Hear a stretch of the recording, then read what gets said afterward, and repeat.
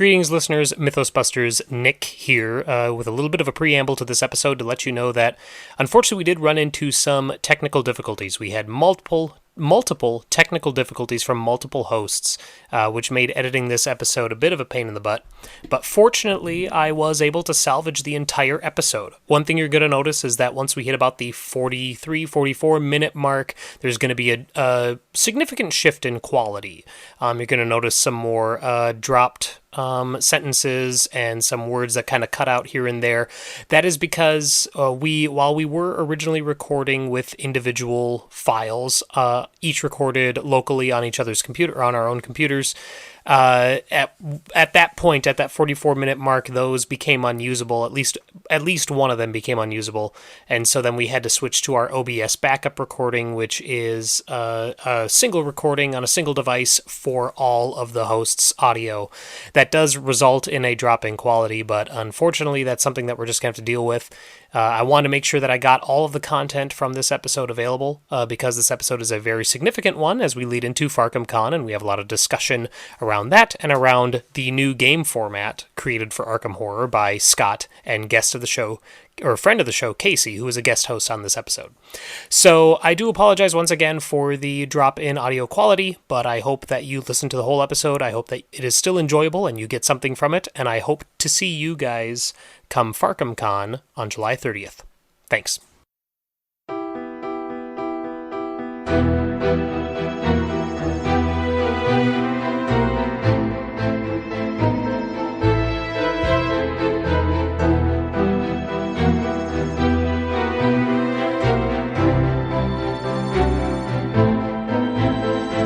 Mythos Busters, investigating the mystery, monsters, and madness of Arkham Horror, the card game. Hello and welcome to episode 87 of Mythos Busters. I am Sean. Joining me tonight is a party crew. Whoop whoop, it's Sunday night. Spring break. There it is. Hi Ian, how are you? I'm good, how are you? Oh, not too bad. Yeah, spring break, yeah, let's go with that. Woo! I mean, it's all one big season this year anyway, so it doesn't matter, right? God, no doubt. This is still the same year. Too real. Joining as well is Nick. Hey, Nick. Hello. How are you? I'm well. How are you? I'm quite fine, thank you. Yeah. Or wait, let me do the Minnesotan thing. Oh, not so bad. I'm surviving. It's all right. Joining as well is Scott. Hey, Scott. How are you? Oh, I'm just fine, but I'm ever more concerned with how you are. I'm pretty good. A little tired. This is in between day shifts. Oh, and jeez. Okay. Oh yeah, I also have an infant child that. Oh yes. affecting this, yeah. Yeah. Again with the kid. Oh my God, we get it. Careful, Casey. God, it's all he you are talks outnumbered. Oh my God. Yeah, joining us as well is return guest and very special friend of the show, Casey, or Mr. Trench. Hi, thanks for having me. Oh, welcome back. Skinnerd, we're still just yelling things, right? Yes. Yep. Yeah. Exactly. Yep. That's how this works. That's ever going to be our formula. We've got an extra fun episode for you guys tonight. We are going to run through a kind of a lean version of our opening. And then the meat of our episode tonight is we are going to run down the highs, the lows, the DLs, probably not the LDs, of Farkham Con, and what you can expect, how you can get involved, what we have planned in detail, and what everyone else has planned in nebulous broad strokes. Woo! Broad strokes! As we talk about the things that we have planned, Casey and Scott have a fun new game mode to drop on us that we are going to be doing at Farkham. So we'll get to both of those things as we move along. So first, though, what you guys been playing lately? How is everyone's Arkham? Casey and I started a new campaign. Oh. Why do we really set up a high bar for the rest of the show? Yeah, so I came home after a late evening shift, I guess I had, and Casey and I and Dave played a game of Marvel, and I was having a couple beverages, and then we finished, and it was like 2 a.m, and Casey, I was like, man, I still feel like I could play like just something small in case like you want to start a new campaign. I'm like, sure. No, I did not think. Wait, did I? Maybe I. You did say, suggest because you're start a like, campaign. I haven't played fully through Return to Path to Carcosa, and I was like, sure, why not? So then, because I didn't feel like building a deck, I just grabbed my Dubs Ursula deck. Oh, jeez. Because I was like, this is fine. I altered it slightly.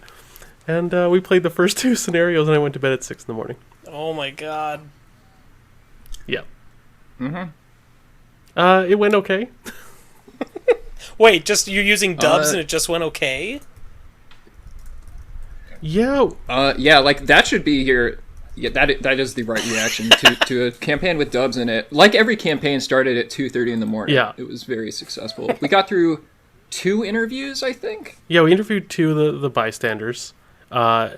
Yeah. But you had just the absolute. You were playing Silas, and you had the absolute shit show of like token draws, like the amount of tentacles we drew as a group, but essentially you mostly. Oh yeah, I think it's just when Silas is in a game with you, he just performs. Is what it seems to be.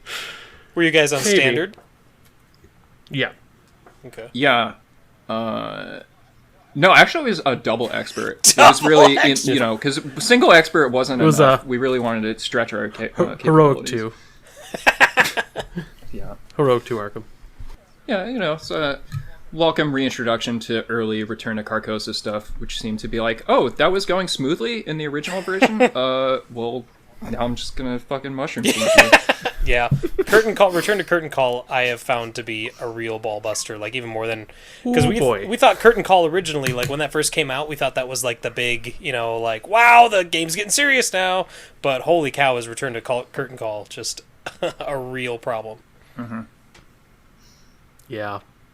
Yeah, that one was a hard one for us. We didn't even kill the big thing that comes out there. Emissary. Yeah. Yeah. What did I have to... I dealt with 2 of the treacheries, which I dealt with in back-to-back rounds, auto-failing both of them, and it was, is it Law of Tenebrae or something like that? It's the one where it's a scaling success, and it's like lose an action, lose resources, or take horror. You gotta do like a different option for each failure. Oh, yes. And of course, I failed both with an auto-fail. Yep, that's what it was. And that took me most of the way out of the game. Yeah, and you had guts and other things committed to it. Like you were actually prepared to. You were like 2 or 3 up on both of those tests. Like it was gonna be okay, but then it suddenly very wasn't. Wow. For my part, Arkham that I have played recently, the last game of Arkham I played was a remote play game with Sean before he took his vacation. I was hoping that he would be here to talk about it too, but it seems like he's having some connection issues currently. But we played the Dream Eaters, and we did, let's see, I played Wendy, and he played Dexter? Yeah, he played Dexter for the Dreamlands. And that one we handled, that thousand steps or whatever it's called, we handled that one fine. The Wendy deck that I'm playing is a low hand count Wendy, so she's all about pitching and then redrawing, and super fun. And then for the Waking Nightmare, I was Min, and he was not Mark, Leo. He was Leo. So and that was fun too. That one was a little more like close to the wire, as it is with the swarms and the infested locations and all that. But yeah, that one was a lot of fun. But that was the last Arkham I played, and that was about a week and a half ago now. So he and I have to pick that up again now that he's back, probably after Farkham Con, because we're kind of nose to the grindstone mode now. So Crunch time. Yeah. Is that how that is? The saying nose to the grindstone? I don't know. I think so. Okay. Whatever Keep you your nose to the ground. whatever you press to a grindstone probably shouldn't be your nose. Balls to the grindstone says network. Yeah, Yeah. that's definitely it. Yeah. Ian, No, thank you. yeah. Ian, what kind of Arkham have you been playing? Oh well, I haven't played a ton of Arkham since last time because I've been putting a bunch of time into trying to beat Final Fantasy VII each night. But when I have played, I've been keeping my Dex and Rax campaign going. I'm up to Where the hell am I? In the Clutches of Chaos is the next scenario. I'm playing through Circle Undone, and they are doing really well, which is nice because I've had some bad luck in campaigns recently. But Dex and Rex has been going well. Joey the Rat has been working out well in the Rex deck, so I had to report back on that. And other than that, I was just about to start a new campaign last night. I didn't get a chance to actually get it off the ground because I was spending more time than I thought trying to tweak the deck. But I have a horrible mess of a deck, which I'm looking forward to playing, which is with my favorite Investigator, Finn. But I've had this idea in my head for a while now to do a more themey deck, because he's supposed to be a bootlegger, but I never include those alcohol cards in his deck. So I have a bootleg Finn deck with Liquid Courage and Tennessee Sour Match, and I decided to throw the Smoking Pipe in there for some extra illicit action. Even though it's not technically illicit, it's, in my heart, it's illicit. And sure enough, I got Joey the Rat in there as the ally because he's going to help dump all this stuff into play. With the Lucky Cigarette Case, I also threw a single copy of Stealth in there. I'm going to play around with that a bit. In conjunction with Finn's, Evade Tricks. And I think that's about it. It's a fairly weird deck because of all those random assets, so it's not going to be as optimal as the optimal Finn deck, but I'm looking forward to seeing how it plays. Manon? The main thing I'm trying to decide is whether to keep it as a solo deck or to pair it up with someone. But yeah, I think it'll be fine because Finn is Finn, so even non-optimal Finn will be really good, but we'll see. Also, for upcoming Arkham, at least, I do have to start the second campaign in my Achievement Hunters series, which will be, I have since consulted with Scott. And so anyone who has listened to Achievement Hunters knows that in the deck building episode, I was starting to do Teslas Preston, and then I immediately got in my own head and said, no, I'm going Diana for my expert run of Return to Night Zealot.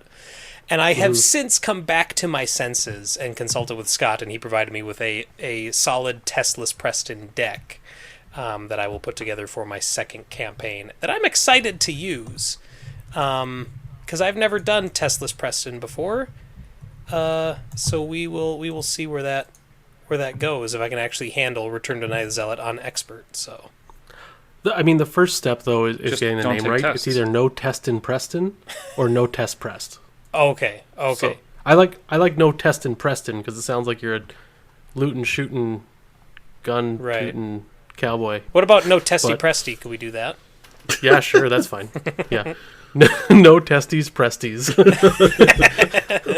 That's network. Thank you again. I do have to bring up something with you, Ian, though, about your Abandoned and Alone. Oh boy. Yeah. Because I believe it was Sojourn that suggested this, and.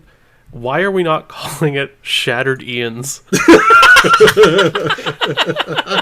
I think it'd be a more accurate title for sure. I wish I would have thought of it from the beginning, but who knew the horrors that awaited me? Yeah. Next campaign, I think. Yeah. I mean, if I've ever heard a reason to rebrand. Yeah. Welcome back. Tentacles, Presticles, Wallet, and Watch. Presticles! You liked that one. Oh, my God. Oh, boy. Oh, boy. Oh. Boy, what did I miss? We just talked. We did the Arkham roundup, and then I talked about no test in Preston for my next Achievement Hunters. But Sean, what Arkham have you been playing of late? What have I been playing? I actually took a week off, and I only took Marvel with me, just to make myself get out of my comfort zone. So I'll return to that for Tentacle Time.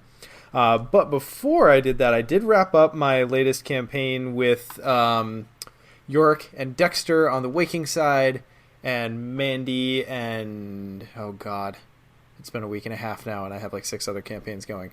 Anyway, wrapped that up. Went about exactly the same as every other campaign I've taken through the Dreamlands. Although this is the first time I actually got to complete the Weaver of the Cosmos as a part of the interconnected 8-part campaign. So it's it's been fun. There's some cool stuff floating around there. Also, Where the Gods Dwell needs about 3 more numbers on every one of those agendas, and yeah, we've talked about that a bit. But yeah, otherwise, what Scott? Did you talk about TNA yet? No.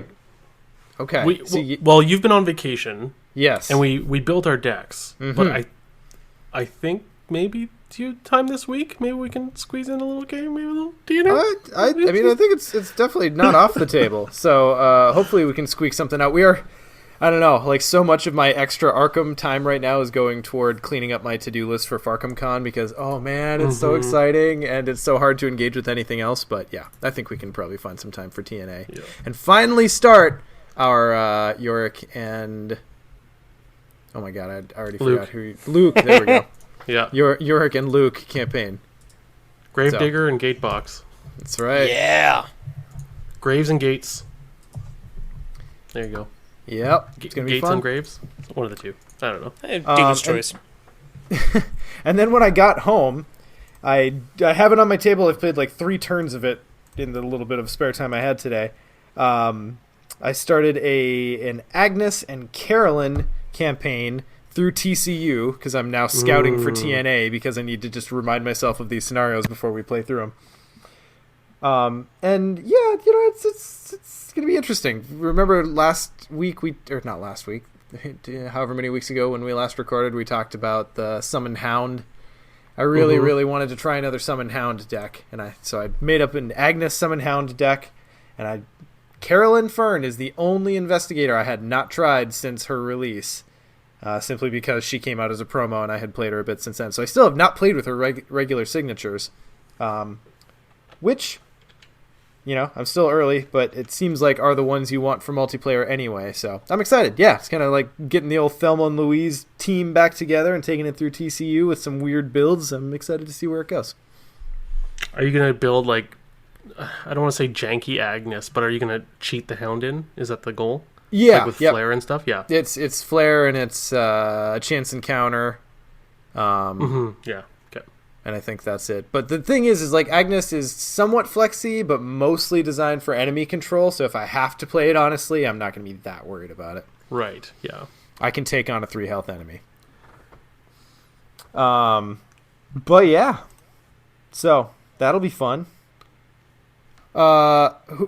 Casey, have you gone yet? What have you been playing? Or did Scott just I went with Scott, and then a lot of my other Arkham time has been spent towards testing and design work for stuff we'll talk about later. I'm thinking that's my other time as well. Yeah, if you would like to be caught up on my recollections with Scott, we had a mediocre success in standard Return to Carcosa. Okay, yeah, I caught end. Glimpses of it. Okay. The end. Yeah, so imagine that someone makes more progress parlaying whatever this singer is that's just like the double action. Ashley. So that person has more clues removed from them than any of the ones that are just single action. And also keep in mind that you're Silas doing that successful parlaying, while Racecar Ursula is over doing whatever in the ballroom. Nothing. Probably imitating a pinball, if I had to guess. No, because there's no clues in that scenario. Oh, right. Yeah, they're all on the allies or whatever. Yeah. Well, no, there are 2 clues on a location. Silas is the one that discovered them in that location. That's fair. Thank you for reminding me of that. Lest we all forget the foyer. Oh, yeah.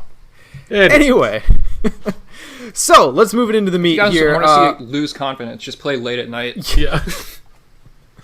Okay. Always good. So while we're still kind of at the top here, we're going to talk, like I said, a lot about Farkham Con. Though, as you're listening now, I would recommend that if you haven't already, go out to farkhamcon.com. Check out the schedule, check out the info. All of these events are free to register to, and realistically, you could just show up. But please register because it helps us communicate, it helps us track numbers, it helps us learn how to do this better next time. So if you haven't registered already, please go do that. And what else? Scott, how's LCG Con? I know you're a little bit more plugged into that than I am. Yeah, so the Lord of the Rings and Marvel community people stuff, people who make things, content. There we go, content creators. That was a journey. Yeah, that was, oh boy. So they have, so we were making Farkham Con, and then my buddy Wandering Took messaged me one day, and he's like, "Hey, you guys want to make a giant LCG con?" And we're like, "Hey, we're 3 weeks into planning, but we'll definitely team up with you." So they started LCG Con, and it's basically for Marvel and Lord of the Rings. They have a server on Discord if you want to join them there, and the link is in the chat and also in the show notes. And we coordinated schedules with them so the big events, especially like the listener events, aren't overlapping. So if you are a fan of all 3 LCGs and fans of the content creators and even some of the creators of the games, you won't have to choose between, a Matt Newman event and a Caleb Grace event kind of thing. So we coordinated that way. Yeah, and it's going to be a bunch of fun. And it's happening at the same time, and yeah. So check out their Discord server if you want to join them in some Marvel and Lord of the Rings. And I believe we are somewhat coordinating, not Tentacale time, what's After Dark with them as well. They have a bunch of After Dark stuff. So. Oh, interesting. Well, Yeah. news to me, but I'll pay attention for that because After Dark is still a little bit in flux on our end, so I'll be glad for ideas. Honestly, I don't think anything's coordinated. It's basically like everyone is just streaming stuff and playing stuff. It's not. Yeah. Don't expect a schedule. It is not scheduled. Yeah. It's as scheduled as After Dark is at the, Exactly. the Slippery Noodle. Like, show up with games, play games, drink beer. Still fun to be constant had, is though. chaos. Mm-hmm. Oh God, yeah, we're gonna talk about that. Okay, so then last thing before we move into like the meat, Ian, what patron news have we? So this is the pre-meat section still. Okay. It's the mayo. First off, special thanks to our board members, Chris B, Chris H, Chris M, the conglomeration of Chris's, Morton, Jared, Ian, Kyle, Philip, Dave, Abilio, Nathan, Chad, and Robert. Thanks so much for your support of the podcast. And a special shout out to a random patron this time around is to Desiree Starling. Thank you, Desiree, for supporting us as well. It's much appreciated. If you've never gone to mythosmerch.com, now is the time because we have some cool face masks that I think we mentioned earlier, which the reality is we're all going to be wearing masks for a while, so why not pick up some nice Mythos Busters themed ones. Recently we hit the patron goal for Sean and myself to get a Mythos related tattoo, though it's still in the works, so stay tuned for more details soon. And I think that's about it for patron stuff now. Although I will say, as we get into the Farkham Con discussion in a second here, but I'll mention it here as well. If you are a patron, we are having a special patron event as part of Farkham Con, so make sure you pay attention to where that is in the schedule. And then also in the lead up to Farkham Con, I've been asking patrons for some help in as far as making Farkham interesting for Mythos Busters. So make sure you check the Patreon for more details about some stuff you can submit to make our lives more difficult during Farkham in a fun way. We've gotten some creative suggestions, so I'm excited / scared. I'm scare-sighted. Yep. Scott, Yes. any rules PSAs? Yeah, I got a really quick one, actually. A really interesting interaction on Wither. So, if you don't know Wither, I'll read it really quick. It's basically the We don't know mystic whether you'll asset. read it or not. It's the mystic asset. It's a spell, action fight. This uses willpower instead of combat. And then if a bad stuff token is revealed during this attack, except the tentacle, the attacked enemy gets -1 fight and -1 evade for the remainder of this turn. So the important thing there is the way that symbol tokens are revealed in the skill test timing.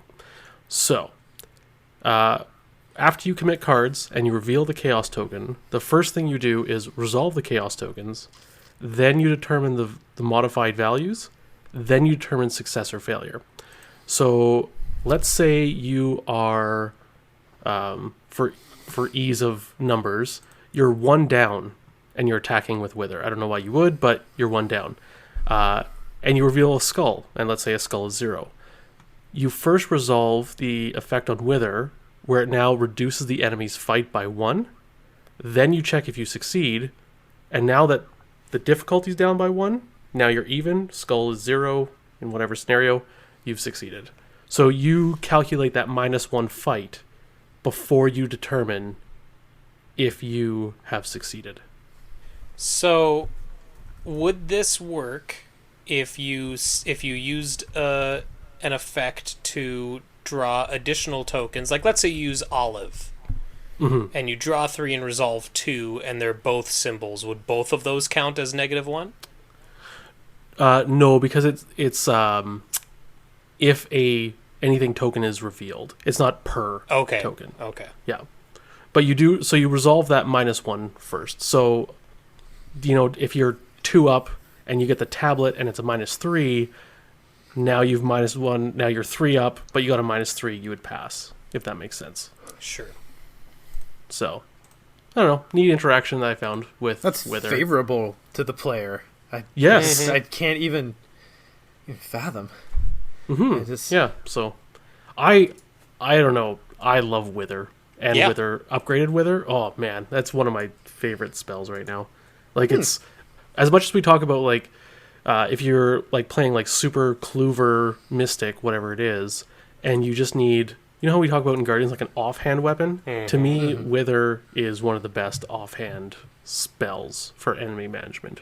It's super useful if everyone on the team has the ability to cap an acolyte if they need to. Like I think that's just a truth you can say about the game since they show up so often. Yeah, and just the fact it doesn't have charges, and the tokens aren't a negative effect like shriveling where you take a horror. Like it's just I need to kill a rats, right? I'm not going to get Mark to come 2 locations over and then fire while it's on me. So anyways. I definitely have, though. Oh, yes. And you will again. And it was not the last time. Yeah. All right, guys. So let's move into our main and most exciting topic I can think of for a very long time. So Farkham Con 2020. You've heard us talk about it. Probably know a lot about what we're going to say, but we're going to just kind of cover this top to bottom. So what is Farkham Con? It's our Arkham convention from afar. So it's going to be in place of Gen Con July 30th through Sunday, August 2nd. So Thursday through Sunday that week. We have got a plethora, what's another good word for group? Cornucopia. Ooh, yeah, like cornucopia. A cornucopia of online Arkham Horror LCG content. So obviously organized by us, but we have enlisted and we asked rather and got a reply back from so many content producers in the community. This schedule is crazy full. Like at the end of the day, we felt accomplished by doing our best at avoiding as little overlap as possible, but there is still some, just because we had so many entries and so many people who wanted to run Arkham content. So excited about the community turnout on this one. Last time we checked, we're at like 110 hours of content if you count every event. Yeah, over 4, which is more than 3 days. in 4 days. That's assuming every event ends when it's supposed to end, but this is Arkham, so we know that's not going to be the case. Yeah, and we're not running 24 hours either. Like it's like early morning to late night. So yeah, there's a lot. There will be time to sleep. We promise, though. Whether it's dead. About to say whether it's an appropriate time for your time zone is going to depend on where you're standing. So obviously go sign up and register at the website. That's farkhamcon.com. Registration is free for all events. You can just show up. As I said earlier, please do register though, because it helps us communicate, helps us track, helps us learn. And then Like I said, it's free, but you can choose to donate some amount of money to us to help defray the cost of putting on the event, because there are some. Or, you just like what we're doing and want to toss some money our way. We'll find a good use for it. Oh, like we did with our swag this year. We haven't mentioned it at all yet because there's been so much in flux, but oh boy. Oh, I'm excited. I'm oh so excited. Mm-hmm. So we'll get to that later. So once you've signed up, do also go out and join the Farkham Con Discord server. It's set up in basic structure like our Discord server, though there are specific. Scott did a lot of legwork unlearning macros and making this easy for the user on the back end. So Scott, do you want to just run down a highlight of kind of what I suppose one of the main quirks of the Farkham Con Discord? Yeah. So if you jump quirks, on I mean it, carefully placed features. Yeah. If you jump in on it, basically it'll be very similar to what we have on our server, but trimmed down. So like there's a bunch of Arkham channels that are just for chatting. We have a dealer hall there. So we have a bunch of community contributors who make stuff like Kenji with the bags, Miles with orbits, all these different things. So we basically set up a dealer hall where everyone can post a single post displaying their store. So if you want to like walk through the dealer hall like it's like a Gen Con, you can just scroll through there and see all the stuff that people make, and you can buy stuff, and then have some off-topic stuff. And then the big thing is if you go to the second channel, it's called the ticket booth. I have a bot set up where all these different channels of all these different events are hidden when you first arrive in the server. But you can freely just click on an emoji, and it basically gives you a role. So, for example, let's see, the Mythos Busters listener event.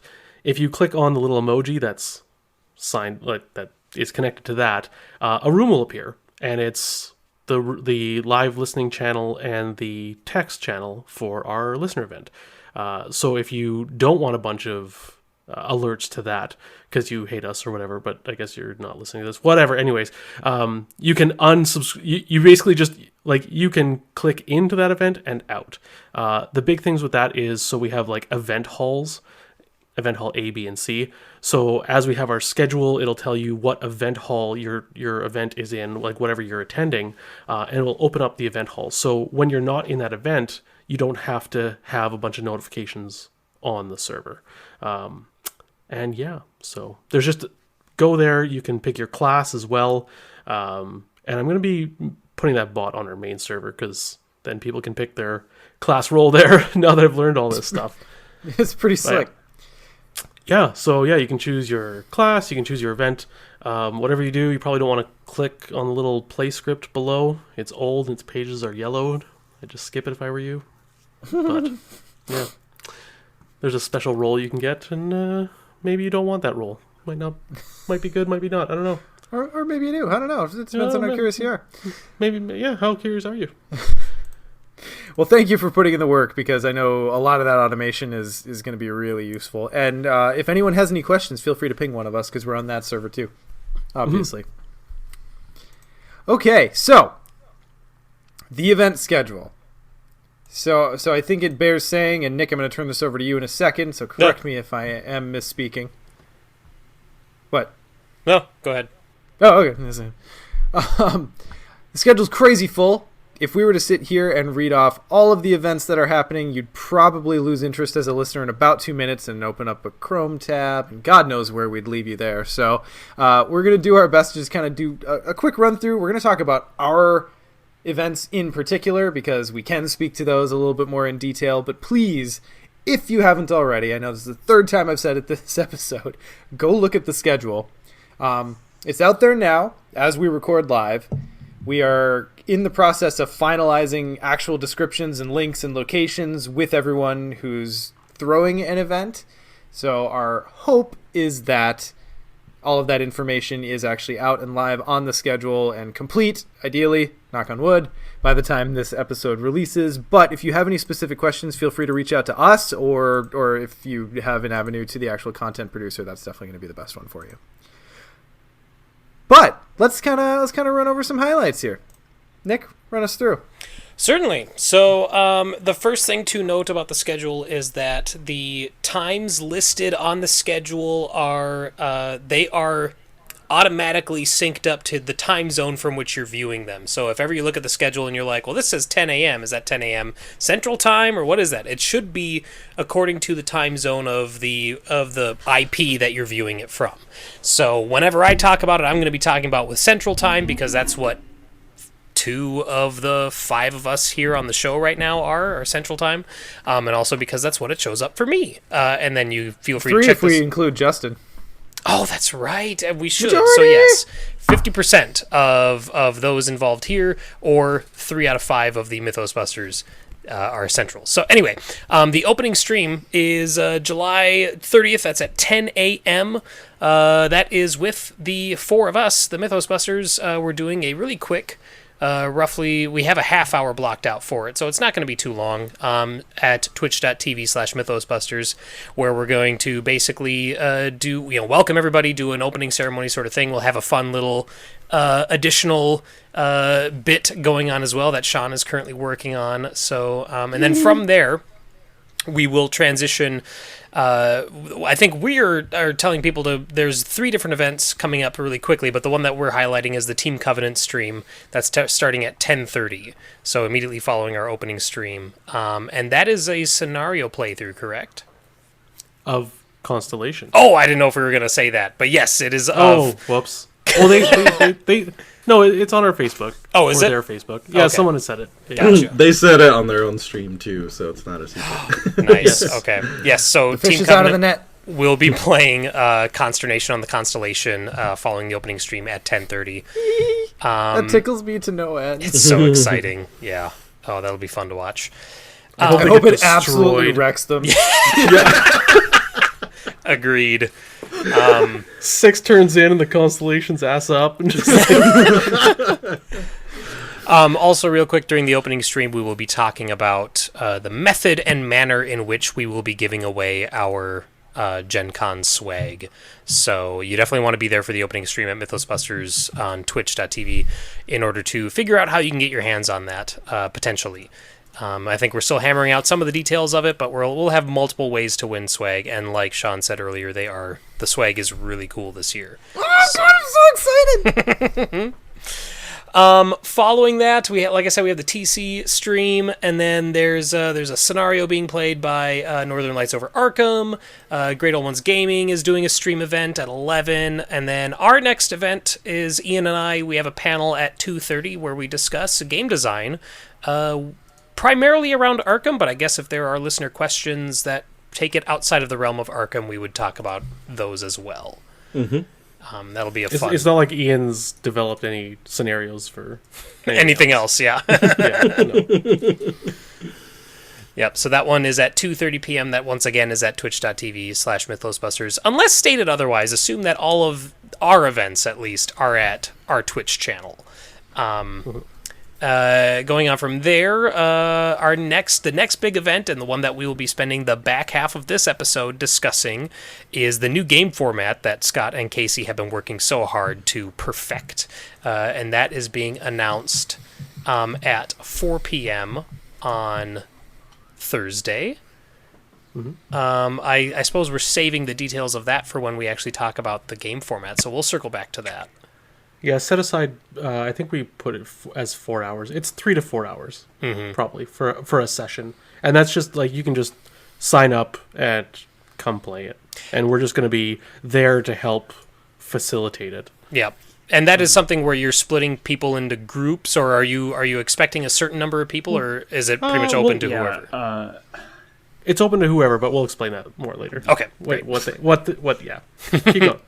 Okay. Following that, or at least while that's going on, starting at 5:30, Optimal Play will be doing a stream at twitch.tv/optimalplay. Friends of the show there, Brandon. They'll be doing a stream as well. And then we go into the 31st, so Friday. We got some events early in the morning, but otherwise... Drawn to the Flame is doing a Friday episode. I guess I'm not sure if that's a... Here, I thought it was an infant digestion seminar. Well, you'll have to attend it to find out. Cooking show. But that's at 10 a.m. And then we have another Great Old Ones Gaming streaming event at 11 a.m. on Friday. And then another event for our Scott and Casey's new format. I don't want to say ours because I didn't have anything to do with it. But the new format that is being debuted, that is starting again at 1 p.m. on Friday. So if you missed it on Thursday, there is an opportunity to play on Friday. There's one every day, so you can just skip the Saturday and Sunday ones. That's true. There's one on every day. There you go. I think a lot of these repeat, so I probably should have paid attention to that before I went down the list. Optimal Play, again, is streaming at 4:30. And then our Patron Event is at 5 p.m. on Friday. I'm excited for this one because of just the prelim discussion we've had regarding it. I'm really excited for that. Do we want to talk about that here? Yeah, now's a good time. Okay, because the Patron Event, I should specify, anybody can view it. Even if you're not a patron, you can log onto our Twitch stream and watch it. But the patrons are the ones who we'll actually be interacting with throughout the course of this stream. And if memory serves, the patrons will be helping us build decks. Is that correct? Yep. Yeah. So that's the idea, is that our other that we've yet to get to stream is one where we play and you mess with us. Our patron stream, our patrons who show up are going to help us build those decks. And by help us, we mean we're still hammering out the parameters. Hinder? Yeah! If you so choose. Either way, patrons maliciously help? Slip us a blackjack. Help with extreme prejudice? Yeah. Patrons will have great influence over the course and directions of our decks. So, here's hoping we have as many patrons who want to see us succeed, but I'm not holding my breath. No. Did we land on a scenario for the actual stream or no? I thought we said was that still Return up to in the air? Midnight Masks, right? Oh, that's right. Yeah, that's right. Yep. Okay. So yeah. So that, like I said, anybody can, even if you're not a patron, you're very welcome to come and view it and come and watch the stream go on, and you can participate in Twitch chat. We might still be monitoring Twitch chat, but our primary interaction will be with the patrons first and foremost. And because this event is for them too. Yeah, and that's going to be done through our patron channel in Discord. If Yes. you're a patron and have yet to get in there, get on in there, message one of us. If you're not a patron and are sitting there asking yourself, well, I was thinking about it, and this sounds like maybe the time I might hop on, anyone who's a patron and in that Discord channel will be able to influence us. So, not too late. Hop on now. Be glad to have you. And don't worry if you're just watching the Twitch stream, you should be able to see the patron chat on our stream as well. Like, that will be visible to everybody. So it's not like we'll just be responding to an invisible chat feed. Anyway, moving on. And then we will be closing out Friday night with a 7:30 p.m. Live recording, An Evening with Matt Newman. And with this particular event, Matt has prepared a little game that he's going to play with us, the Mythos Busters, a trivia style game that he will be running and that we will be giving away prizes for. The details regarding that are still to be determined, but that'll be super fun. Not prizes to us. No. Sorry, yes, to listeners, to live listeners. Yeah. What? I quit. Bullshit. This key out of my eyeball for nothing. So that'll be super fun. Always fun having Matt on board. I'm glad we could get him during the Farkham Con time. And Matt says it's with community involvement. So I don't know how that works out. He hasn't shared us much things, but he also says our prize is his presence. I mean, he's not wrong. I think community involvement is Matt's nice way of saying public humiliation. Okay, yeah. Moving on from there into Saturday. Once again, we have some early morning events on Saturday. Something as early as 6 a.m. Central Standard Time. I don't know if I'm going to make that one, but then we have Drawn to the Flame is doing a deck drafting event at 10 a.m., which will be fun to see. And then we have the Big Blob That Ate Everything event at 11:30 a.m., which they actually have a separate aside from our gigantic Farkham Con Discord server, the big blob that ate everything has their own Discord server. Scott, I don't know. Do you know? Is there a current number of people signed up for that? Do we know how big that is currently, or is that number changing all the time? I haven't asked them. They do have a sign up page somewhere. I'll have to ask. The link to their Discord channel is we'll put it in our Discord, and it's in the show notes and stuff like that. But the reason they're using their own server is they have everything set up because they did run another. They had a blob event before, and they had like 112 tables. Oh my god! And so they've actually upped their program because last time they were using like this Sheets, Google Sheets something where you click a button and it's a macro, whatever. Right. Someone's actually programmed like a website now. So basically, you're sitting at your table and you're interacting with this website whenever you do damage or use a countermeasure or whatever. So everything's live, and you have this like ticker with the time and the health of the blob and all that stuff. Wow. So they are super coordinated. Like if you want to play, I think the last time they played, it was something like 252 players. Oh my god! Over like just over 100 tables. Like it's insane how they coordinated it, and it's just going to be better this time because now the interface is even better. So, That is awesome. yeah, that's insane. Yeah, so those guys know what they're doing. If you want to play Blob online, that's the way to go. And that's so cool. Like the wonders of modern technology that we have it set up where you can play Blob at your home and then still just update, like playing with a group online. That's so awesome. Yeah. Going on from there, where was the Blob event? Now I lost my place. Okay, then we have we have a couple more events, and then at 3 p.m. on August 1st is Arkham Horror, the card game event for Gen Con. Is that's worded interestingly? Is that our event? No, that's the that's official FFG one. FFG's. That's right. They're doing a card council, or at least not necessarily card council, but a design a card with Matt Newman on Twitch. So if you're interested in joining that, I think that is anyone. I guess I'm not clear on the details of that, which is a shame. Does anybody know exactly how? Is that all on Twitch? There's no like event tickets that they have to purchase through Gen Con, right? Yeah, I think it's just all online. The Gen Con event is capped at 1,000 people, but right. I think it's just, hey, everyone come down, and it's Matt and Jeremy, right? As far as I know, and it's designing a card similar to a card council, but with umpteen more people. But on Twitch, yeah. Okay. And then we have another new game format event there. A couple more live shows in the afternoon, and then on August 1st at 8 p.m., arguably one of the most exciting elements of any Gen Con is Mythos After Dark. Sean, do you want to talk about what we will be? You can only argue it if what you're drunk, we will be doing. That's true. So this is still a little bit in flux, but we've nailed it down a bit. Unfortunately, for those of you who have been to an After Dark at Gen Con, it's normally we rent out the basement of a restaurant nearby the event center, and we co-op this with Cardboard of the Rings because that's where I started it. And oh god, it's just such a good time. We have drinks, there's food. Like this is the time when everyone's just coming down. They're playing their new games that they bought during the con. It's all just party games and fun and drinks and fun and party games. And god, it was honestly that's the biggest hit for me that Gen Con's canceled. That we're not going to have a legit After Dark. So that being said, yeah, well.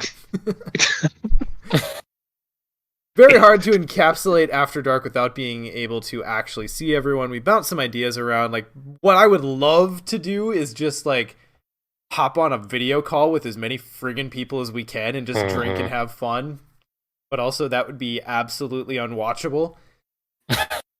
So, our best thought thus far was to reach out to the other community contributors that are hopped into our Farkham Con with us here. Open up After Dark with some drinking and some conversation. Like I said, message has gone out to everyone who wants to join. I have no idea who's going to respond to it, so this might be fairly quick. It might be an hour long, but we're going to sit down with each of the content creators that participated in Farkham and just have some drinks, have some conversation. we'll rotate through, and yeah, some good times will be had. After that, we kind of figured we would just kind of turn to something silly, and like my silly go-to late night party game for digital purposes has become the Jackbox packs because they're so simple. They're just like, so I thought it'd be fun that we hop on maybe Jackbox at the end of it. We can rotate in extra friends and listeners as technology allows. You can have so many people in the crowd for that. People can heckle us, and I don't know. It was the best thought I had for finishing out the night in a very silly and hopefully fun fashion. It's going to be fun. It's going to be super fun. And Jackbox is perfect for something like this, too, because like you said, we can have up to 8 people participating in most games. And then, yeah, tons of people can watch and still have fun watching as well. So, So yeah, and then, we'll see. It starts at 8 p.m. Normally After Dark goes until... 2, 3, depending on the night? 2 or 3, yeah. Yeah. We'll see if we make it that far this year digitally. Chances are we're going to have to... Did you ever get around to the bingo card? No. I am looking into doing an online bingo card, and I don't know, but I think Ian, or at least we were going to reach out to patrons and ask for Mythos Busters bingo card ideas. Yep, that's one of the things patrons can chime in on. Nice. Yep. Okay, so it's still in flux, but we're hoping to get that done by then. Yeah. Yes, that might be a fun thing to wrap up. But anyway, the whole idea of After Dark to begin with, the core of it is just kind of a nice closing display of camaraderie amongst the community.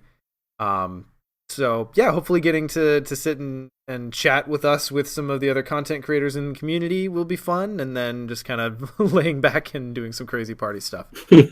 All the while, I will be drinking, so we'll probably have a drinking game going too. I don't know. We're entertaining ideas. If anyone has any brilliant ideas to make this more fun, we will take them. So, and we'll also pretend like they were ours to begin with. So, just fair warning. That's the Mythos Busters way.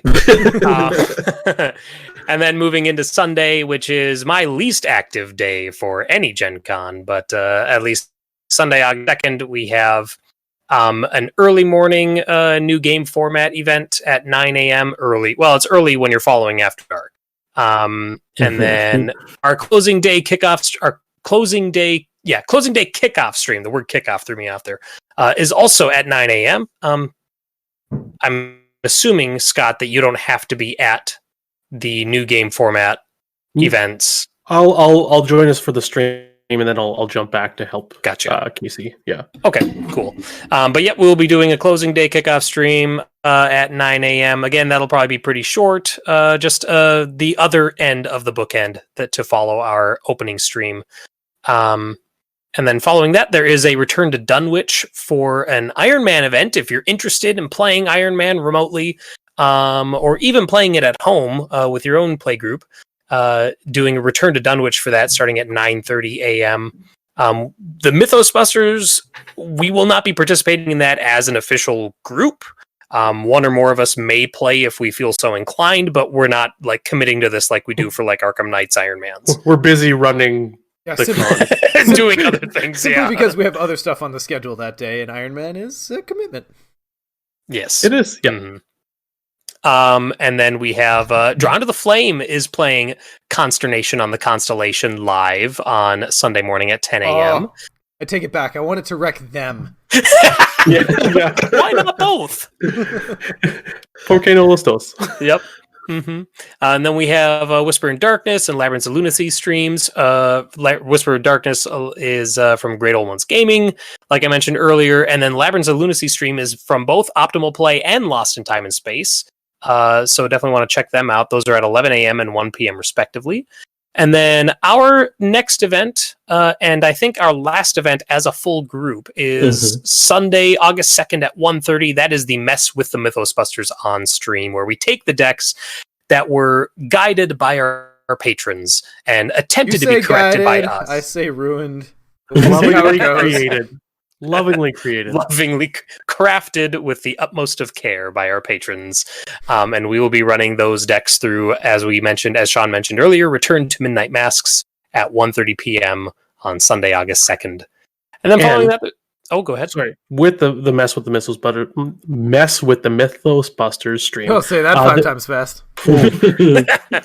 There's going to be additional things. If you guys right. have watched on Twitch at all, there's these new things called channel points or something like that. So you can get these channel points from just basically watching us, and they just accumulate. And there's ways you can spend these points to send messages or whatever. So basically, we're going to have a way you can purchase a little icon thing, and it's not real money, it's just points. And it'll be stuff like add a curse token to the bag, add a bless token to the bag, someone takes a damage, someone draws a card. So, just different ways you can mess with us. And it's all free, and come and mess with us in a second layer while we're playing the first layer of messing with us, which is the decks. It's going to be it's going to be a show of the fecal variety, I think. Fecal performance. Yeah. Somehow that's worse than just saying shit show. Yeah. Oh, it's going to be great. It's going to be a lot of fun. Yeah, I am excited. I'm really excited for that. I'm excited to then middle of the game be, why did we suggest this? But it'll be a lot of fun.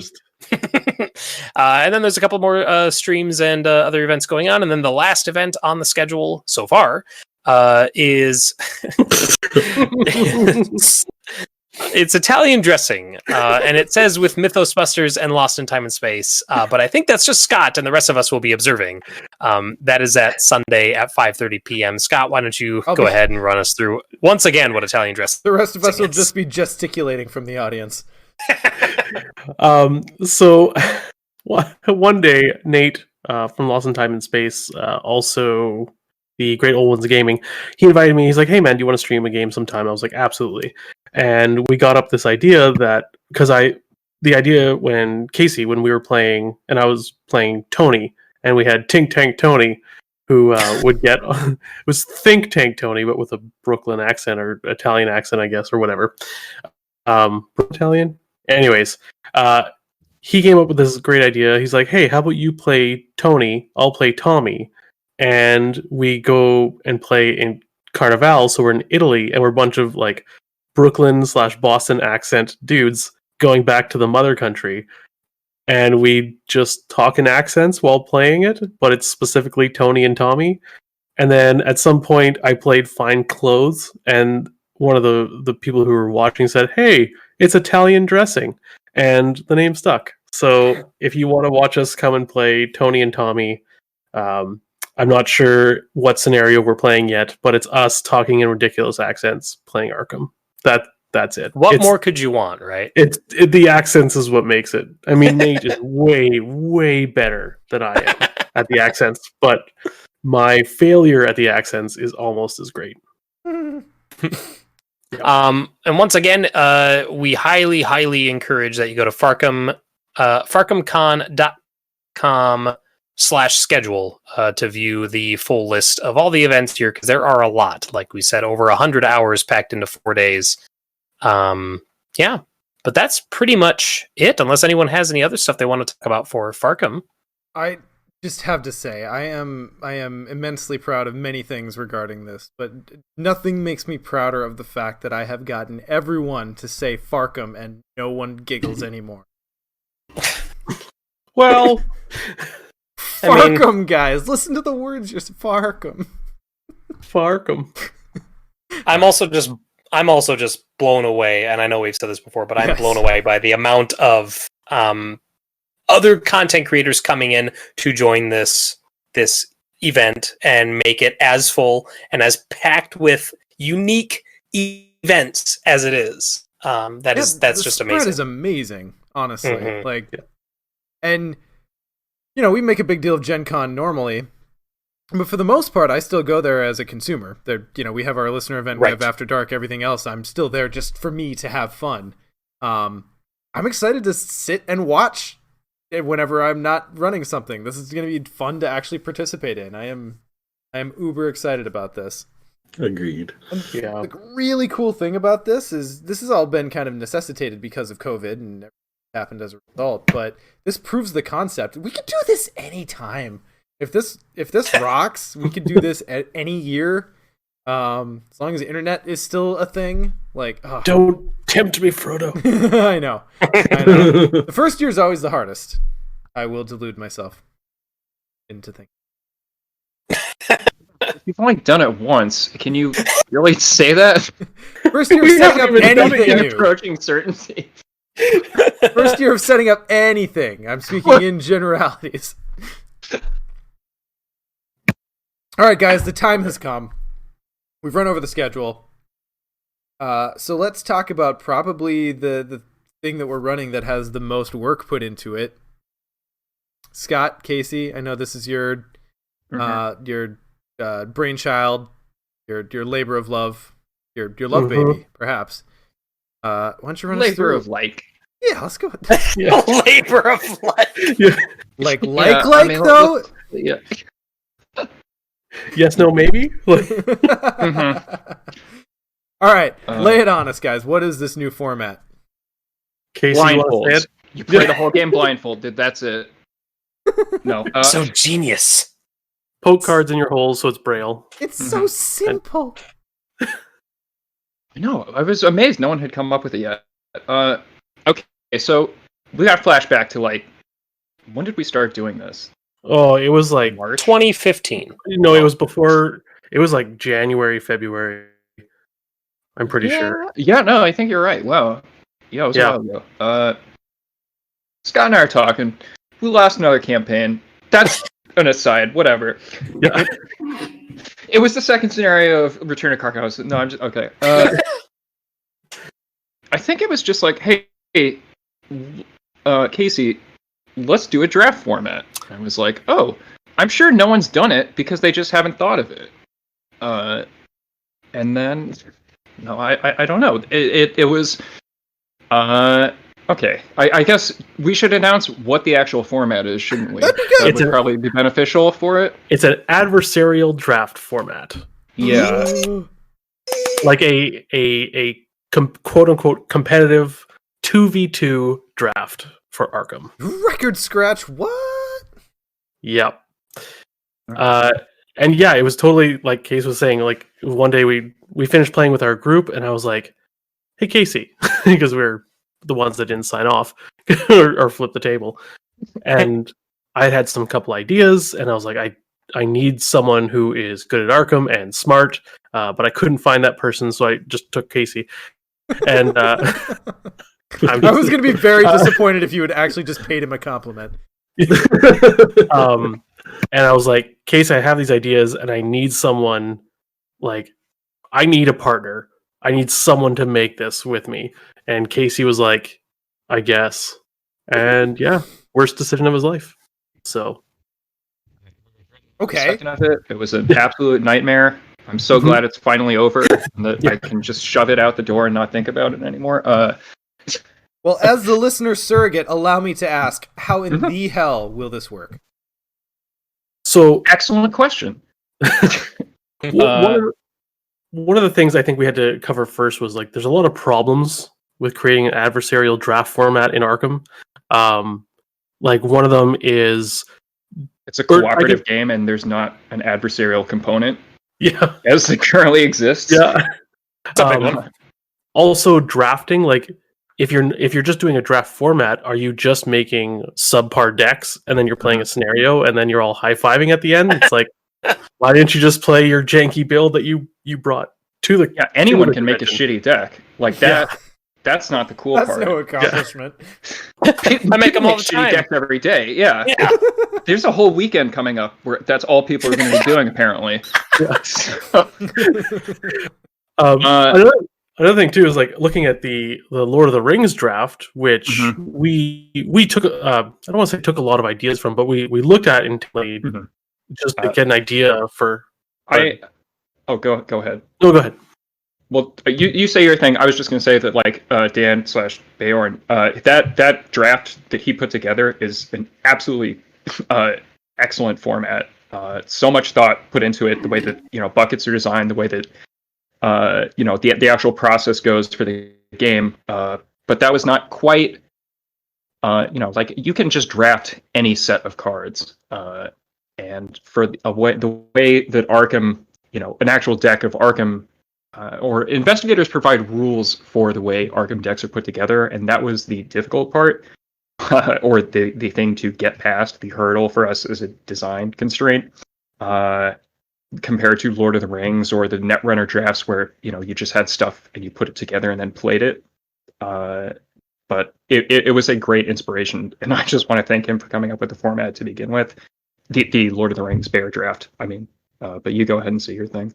Yeah, I was going to say we looked at that format and got some ideas from it as well. And Casey, like you said, the biggest hurdle that I've seen in people, because I've seen a few people take a run at this and at making a draft format for Arkham, and there is one, I think it's Zizorba did the online one where you can you draft a deck for yourself essentially, and it'll give you 7 random cards or 5 random cards, and you click on it, and it's run through Arkham DB, I think, and that's great. But you choose an investigator at the very beginning, and that forces what cards you're allowed in a deck. And looking at Lord of the Rings, right? If you just have a leadership, a tactics, and a lore hero, you can draft any card from all those 3 spheres. But if you start out with a Arkham Investigator, you're quite limited, right? Especially if you're something like Mateo.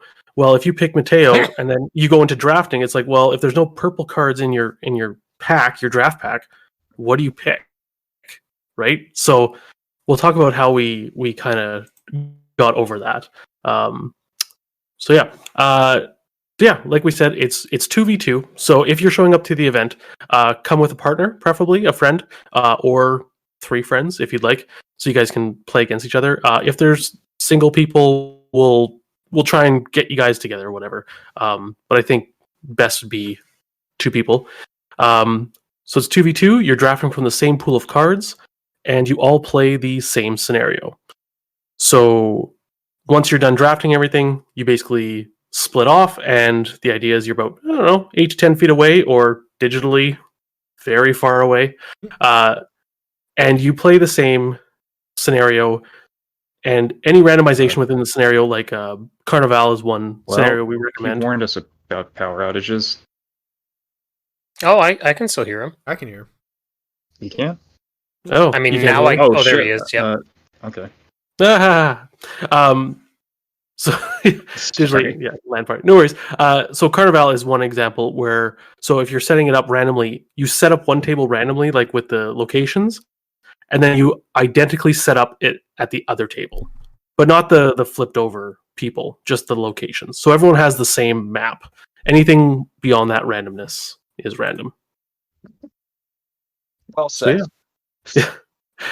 So, yeah. Real quick, can I ask a question? You said you draft from the same card pool. That's everybody, all 4 of you use the same card pool?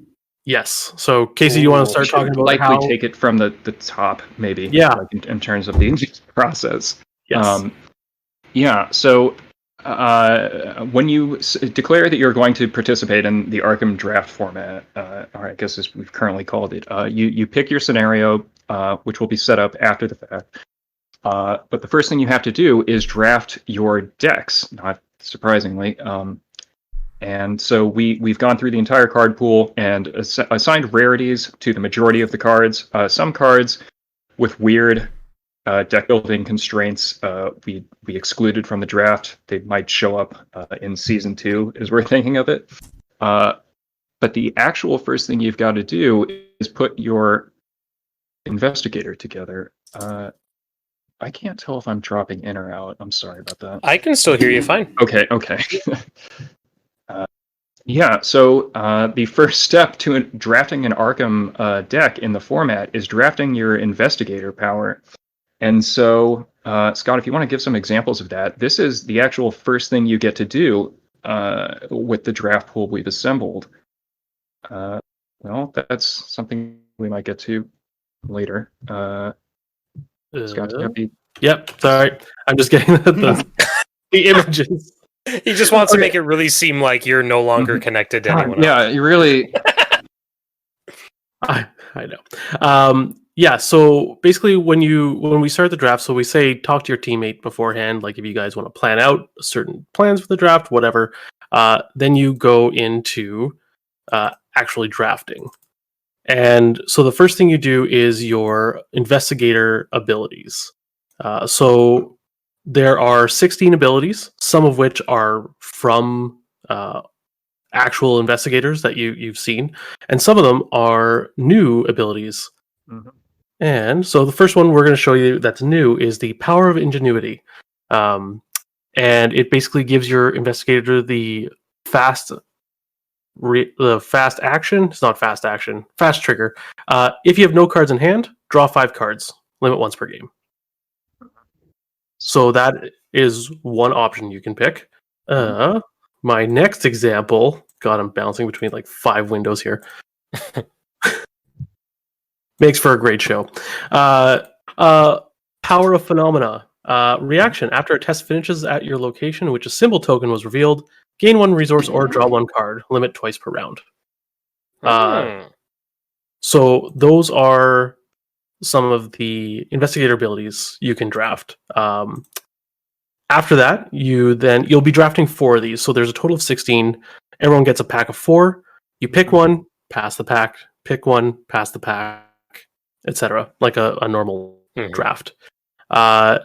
Then you do the same thing, but you draft your Elder Sign abilities. How many of these abilities do you get?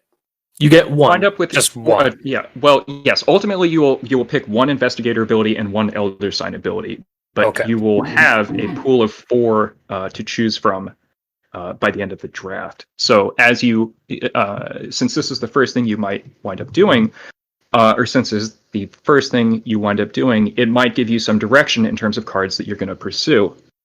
So if you are going to select the Power Phenomenon, or you wind up with that as one of your choices, you might look for cards like Olive, or anything that offers you the chance to dig for more tokens.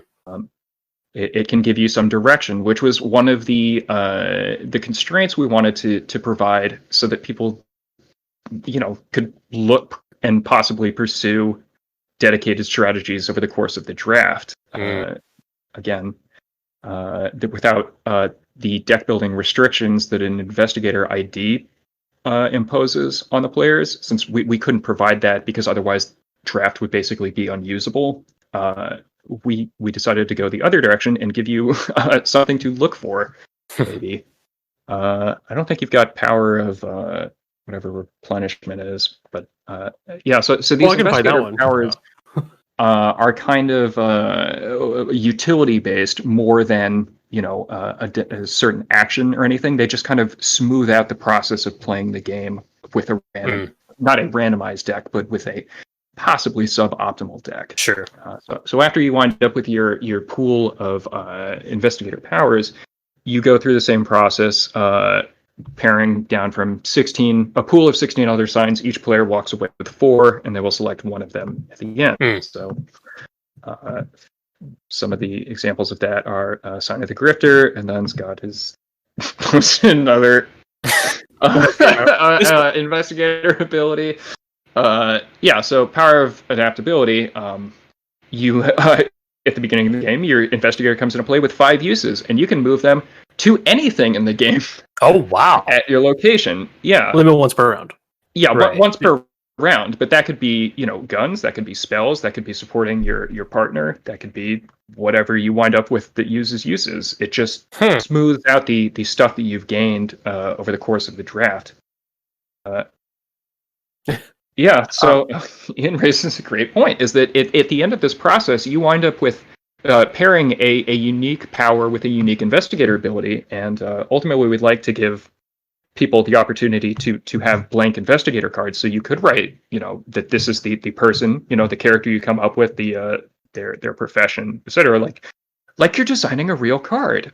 So can I just say that regardless of anything else that comes after this, I will probably be using this in my home games. It's like, I'm going to play Return to Carcosa. I'm going to use this random power and this random sign, because this is so cool.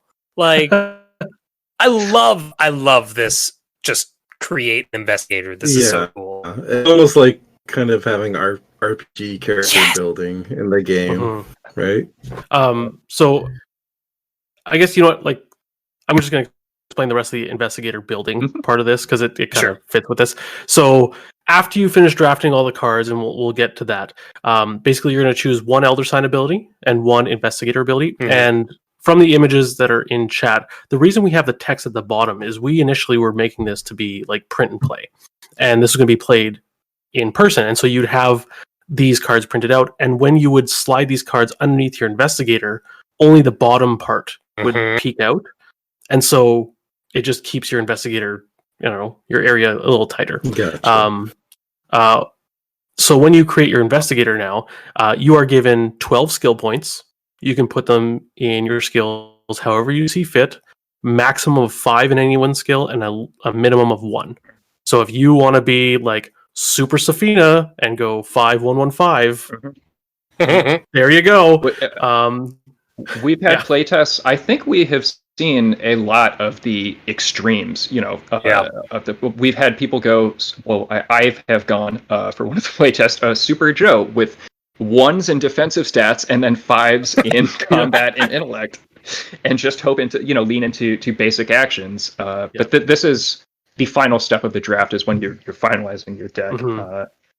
After the 2 rounds of Investigator and Elder Sign abilities, you enter the actual player card drafting phase, which lasts for 4 rounds, and during which each round players are assembling packs of 12 cards. And I think we've got the spread in our document here, right? Yes, there's 40 rares, 60 uncommons, and 168 commons, I think. Something like that. And how did you determine rarity? We went through every single card in the pool and discussed it. Milan. Is Milan an uncommon or a rare? Well, Taboo, he might be an uncommon. Right. But as printed, that guy's fucking rare. So did you... on and on for all 500 player cards or whatever. Did you treat this as non-taboo since you're going with as printed cards? Correct, as printed. Okay. Yeah. And the reason we did that is because first of all, it's a singleton format as well. So even those commons, the reason I wanted to go with that is I think when you're in a singleton format like that, it makes even the last decisions when your pack gets down to a couple commons, it makes those decisions really important, because if you don't pick that card and someone else does, you're not seeing that card again, ever. Right? Like, so every single pick is like, what is the one card that I want the most? And so you make that pick. The packs are 2 rares, 3 uncommons, and 7 commons, so a total of 12 cards in a pack. And each person gets one. You pick one, move around. The reason we went with 2 rares is to so you'll always you won't suffer each team, because you're going to be sitting across from each other, right? Like it's like team A, team B, team A, team B around a table. You'll see a decent amount of rares. Basically, you're guaranteed to see a minimum of 8 rares during the draft. Sure. Uncommons are kind of like those middle cards, and those weird cards, like something like oh god, what's the green event that refills a gun? Swift Reload. Yeah, Swift Reload was one. Crystalline Elder Sign is an example of an uncommon where they're kind of maybe a particular build can really take advantage of it. But cards like Lightning Gun or the aforementioned Dr. Milan are definitely the rare end of the spectrum. Sure. So the rarity is not determined by the experience value of the cards. So cards like Monster Hunter, which is a level 5 event, to automatically to defeat a non-elite enemy, that's a common because it sucks. Yep. So also, since you're only seeing 48 cards around, you do not see the entirety of the draft pool. So if you're looking up a list and saying, okay, I'm hoping, I didn't see this rare that I would really, tie my deck together within this round, you're not actually guaranteed to see it in a future round because there's more cards than there are rounds. Or I think we said there's enough cards so that 5 people could draft, which of course is not what's happening. It's just that teams decided by time theaters and drafts are drafted. Yes, so you are team. You know your partner when you are sitting down to play, I guess, or your partner is not like determined after the fact. It's whoever you're seated across from in the draft process. To answer your question, yeah. So there's enough cards for 5 players. So basically, you like every draft, 20% of the card pool won't be seen, and that allows some randomness as well. I like that. One thing in the common pool that you'll see as well is there's some cards. Some commons are just better than other commons. So we included the 45 automatic and the leveled up 45 automatic. They're both commons. Magnifying glass, leveled up magnifying glass, both commons. Like there's just some that are better, and that's okay, right? Like if you see both in the same pack, well, you pick one, but the next person might really need a mag glass, so they take the level 0. So yeah, you grab that pack of 12 cards and you take a card, pass it around, take a card, pass it around. Once you pull a pack that has 3 cards, so everyone's down to 3 cards in the pack, you pick one and the other 2 are discarded. Okay. So you wind up with 10 cards each round, and you're drafting for 4 rounds. 40 cards. Yeah. In between round 3 and 4, between 2 and 3. So after you've drafted 2 rounds, we say there's a quick time for a team. So take 3 minutes, step away from the table with your teammate, and be like, "Hey, how's your draft going? What do you got?" Like, I was gonna go super guns, but I got all these awesome investigation tools, or we were both gonna be, kind of leaning flex, but man, I got all the mystic cards. I'm gonna be like a 5 willpower mystic with all these tools. And then you can adjust your draft as you see fit for rounds 3 and 4. Yeah. Right. So once you're done that, okay. So after you're done that, you start building your investigator and your deck of cards. You can do this in whatever order you want, but you're building your deck and your investigator. So like we said, you take 1 investigator ability, 1 elder sign. You get 12 skill points, as we said. You get 14 vitality points, so health and sanity. Those we said you can do whatever you want. You want to be like a 2 health, 12 or sanity mystic. Go nuts. Geez. That's up to you. Like, I mean, I don't suggest it, but go ahead. When you're building your deck, we say you've drafted 40 cards, make a 30 card deck, but we also included a quote unquote starter set. So everyone gets this pack of 9 cards. It's the 5 neutral skills. So, the ones from the core set. Plus, we all know them. We all love them. Yeah. We use them all the time.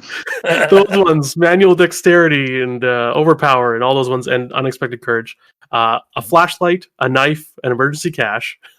And then we have the signature asset. Why is my thing not working? Okay, Casey, you're gonna have to find it. Well, hopefully it's the correct one that I will post in a minute, and I'll vamp unless you actually have something to say. Really impressed. I am really impressed with this, guys. This is really cool. Yeah. So I'll just read it. Here we go. So everyone, in addition to the starter pack, also receives this brand new signature card. Realize which must be included. Yeah, well, it's a signature, so yes, that's what signature means within the context of the game, not like literally. So this card again provides you just utility and reliable resources because you might not get that in the process of the draft. And it should also be templated so that it's just kind of a one-time benefit to you. And I think you got the right one, yeah. Yeah. So I'll read it out for people who are listening and not live. So we call it Realized Potential. It's a 0-cost asset with 3 wild icons, talent traded, draft format only. See what we did there? And fast. It has the fast trigger, draw 3 cards or gain 3 resources or any combination thereof. Then discard Realized Potential. This ability is triggered while Realized Potential is in your hand. It also has Forced, when realized potential would enter your discard pile from anywhere, remove it from the game instead. It has 2 health and 2 sanity. So you either play it for the soak, Mhm. or you play it from hand to get the boost, or you can commit it to a skill or to a test for +3. Yeah. Nice. So it's kind of like just an all-rounder, really good. I have used it for all 3 methods, or all 3 choices. And there's been times I've drawn 3 cards or 3 resources, or I'm like, I only need 2 resources and I'll draw an extra card. Like, it's just, I love it. And every deck has to include this, and this is basically your investigator signature is what you're treating this as. Yes. Okay, cool. Moving on from there, so everyone gets a signature card, I guess, benefit. And then the last component of your deck is a weakness, isn't it, Scott? It sure is, Casey. Man, wouldn't it be crazy if there was a way that the 2 tables could interact between each other during the game? And so that it actually matters that you guys are playing together in a competitive draft format? Yeah, that would be really cool if someone came up with that, wouldn't it? Yeah. Someone's did. And let us can you post cards, or am I you start explaining okay, the weakness phase and everything like that, and I'll start posting cards. Okay, so you do not get traditional weaknesses in this format. You get what are referred to as beckons and summons. And they are the manner in which you will interact with the opposing team after the drafting phase. And so these are special weaknesses, and they also come with a special phase particular to the event, or to the format, called the weakness phase. This is, you can think of it as a phase 0 of every round after the first round, of course. But this is the only time each round that your weaknesses will be resolved. If you draw them over the course of play or at the end of the round, they're put aside. And during this weakness phase, which happens before the Mythos phase, you resolve in order the Beckon Effects that either team has drawn, and then the summon effects. Now, what are Beckon Effects? Scott, they are... So Beckon is basically a basic weakness where it says Beckon, and it's going to tell you what to ask the other table. But they aren't going to come over and see you, because that's summon. So Beckon is basically, hey guys, so this one, Chanting of Frailty. Beckon, the adversaries, and that's what we call the opposite players, the adversaries choose a skill, willpower, intellect, combat, or agility. For the remainder of the round, each non-adversary investigator gets -2 to the chosen skill. So it's like Whispers of Hypnos, but they're choosing for you. And you don't, and it affects you. Let's see, I'll grab another one. What's this one? Chanting of Invocation. The adversaries name an encounter card. Search the encounter deck and discard pile for that card and draw it. So, because you're playing the same scenario, it'll be really easy to be like, oh man, you know what's a really bad one? Lost in Paris. Ancient Evils. Or Lost in Venice, yeah. So that's Beckon. Summon means you say, hey guys, we got to summon. They actually come over to your table and then resolve it, and they get to see your play area. Get information. Okay. Yeah. So, example of that here: point to an asset in either instance with health or sanity. You are dealt damage and horror equal to the damage and horror on that card. This is not direct damage and horror, meaning it could be reassigned. So that's the new weakness, Ritual of Diffusion. Another example of summon effects, Ritual of Partiality. Summon, divide your hand into 2 face-down piles. The adversaries pick 1 to discard, and you return the other to your hand. This is magic shit. I love it. So the very last step of deck creation, after you've picked your encounter card, or your investigator power and elder sign, and your 30 cards, and you've put your deck together, you deal in 2 summons and 2 beckons. And then go back to your table. Oh, you get 4 of these? Yes. Yep. Oh my god! Well, okay, so 2 things. One, No, you're also you just said 4 things, Scott. 4 things. Okay, 4 things. 1 and 2.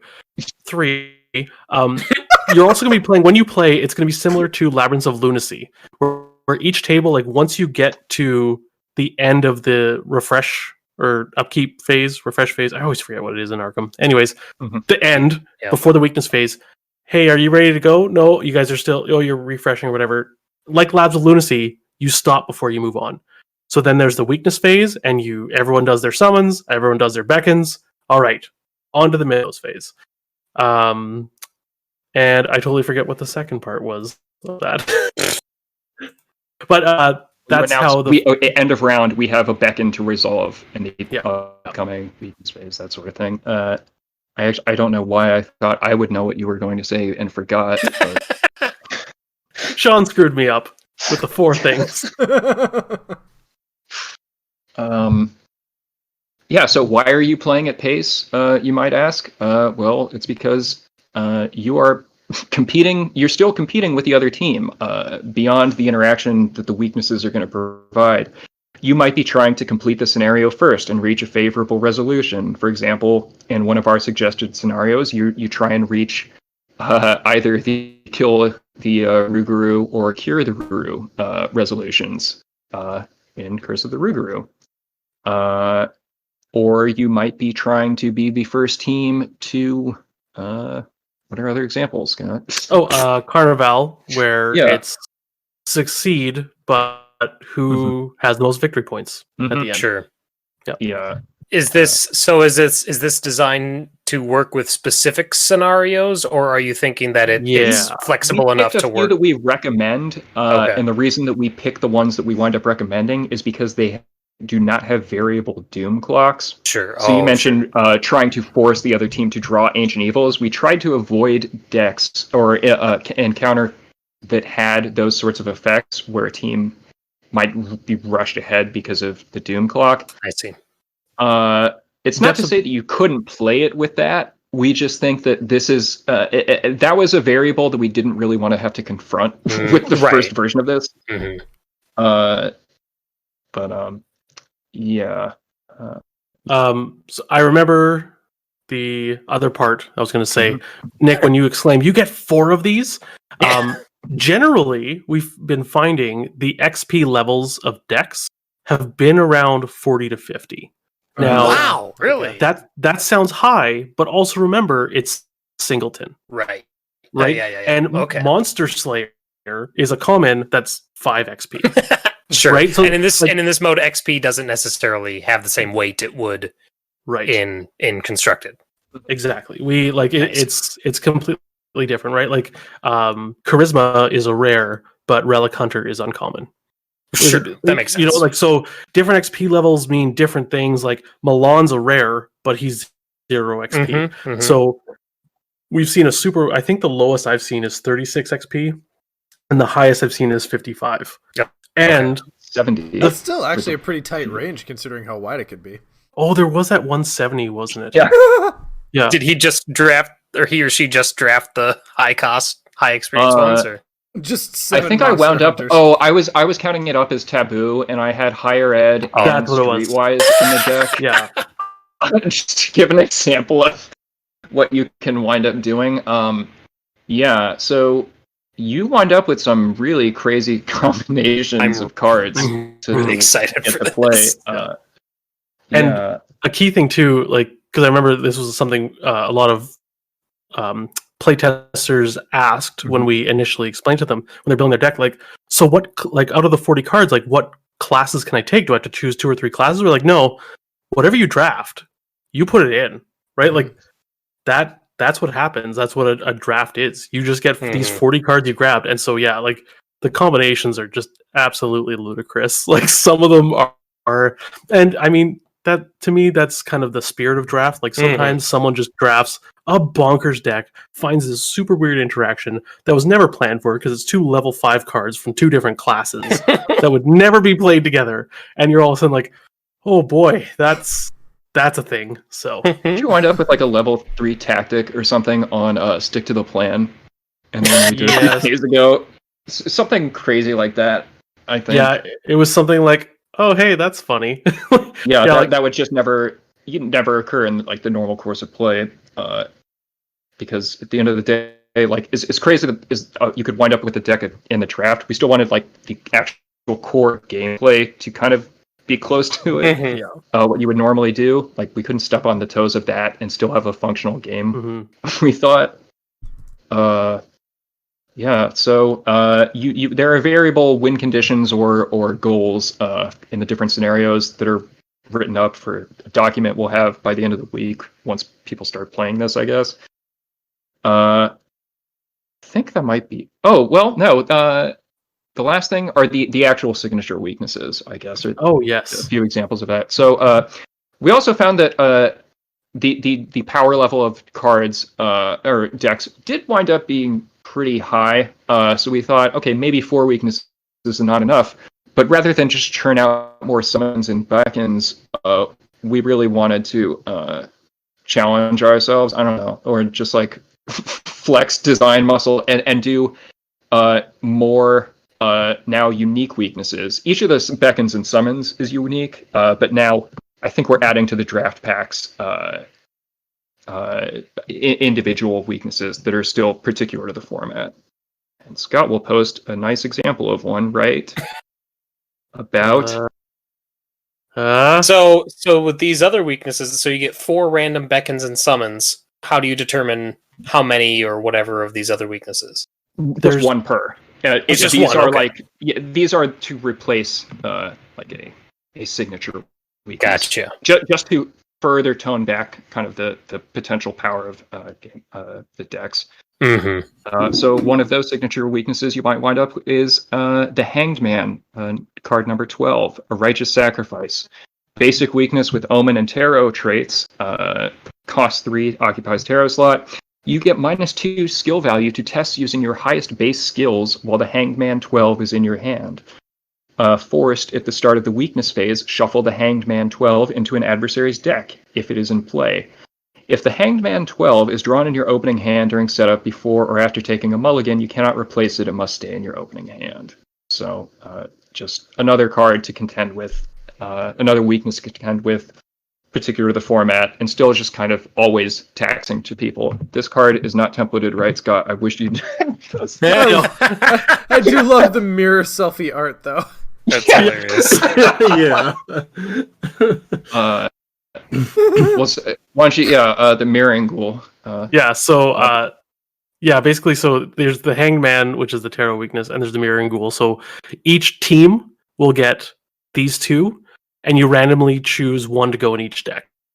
So each team has 1 Mirroring Ghoul and 1 Hanged Man, but they're going to bounce between. So Mirroring Ghoul is basic weakness. It's a enemy. It's 3 combat, 3 health, 3 agility. Humanoid, monster, ghoul, elite.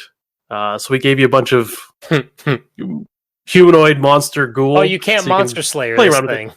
No, yeah. Can Monster Slayer hit elite? Nope. I said you can't. Okay. Yeah, that's okay.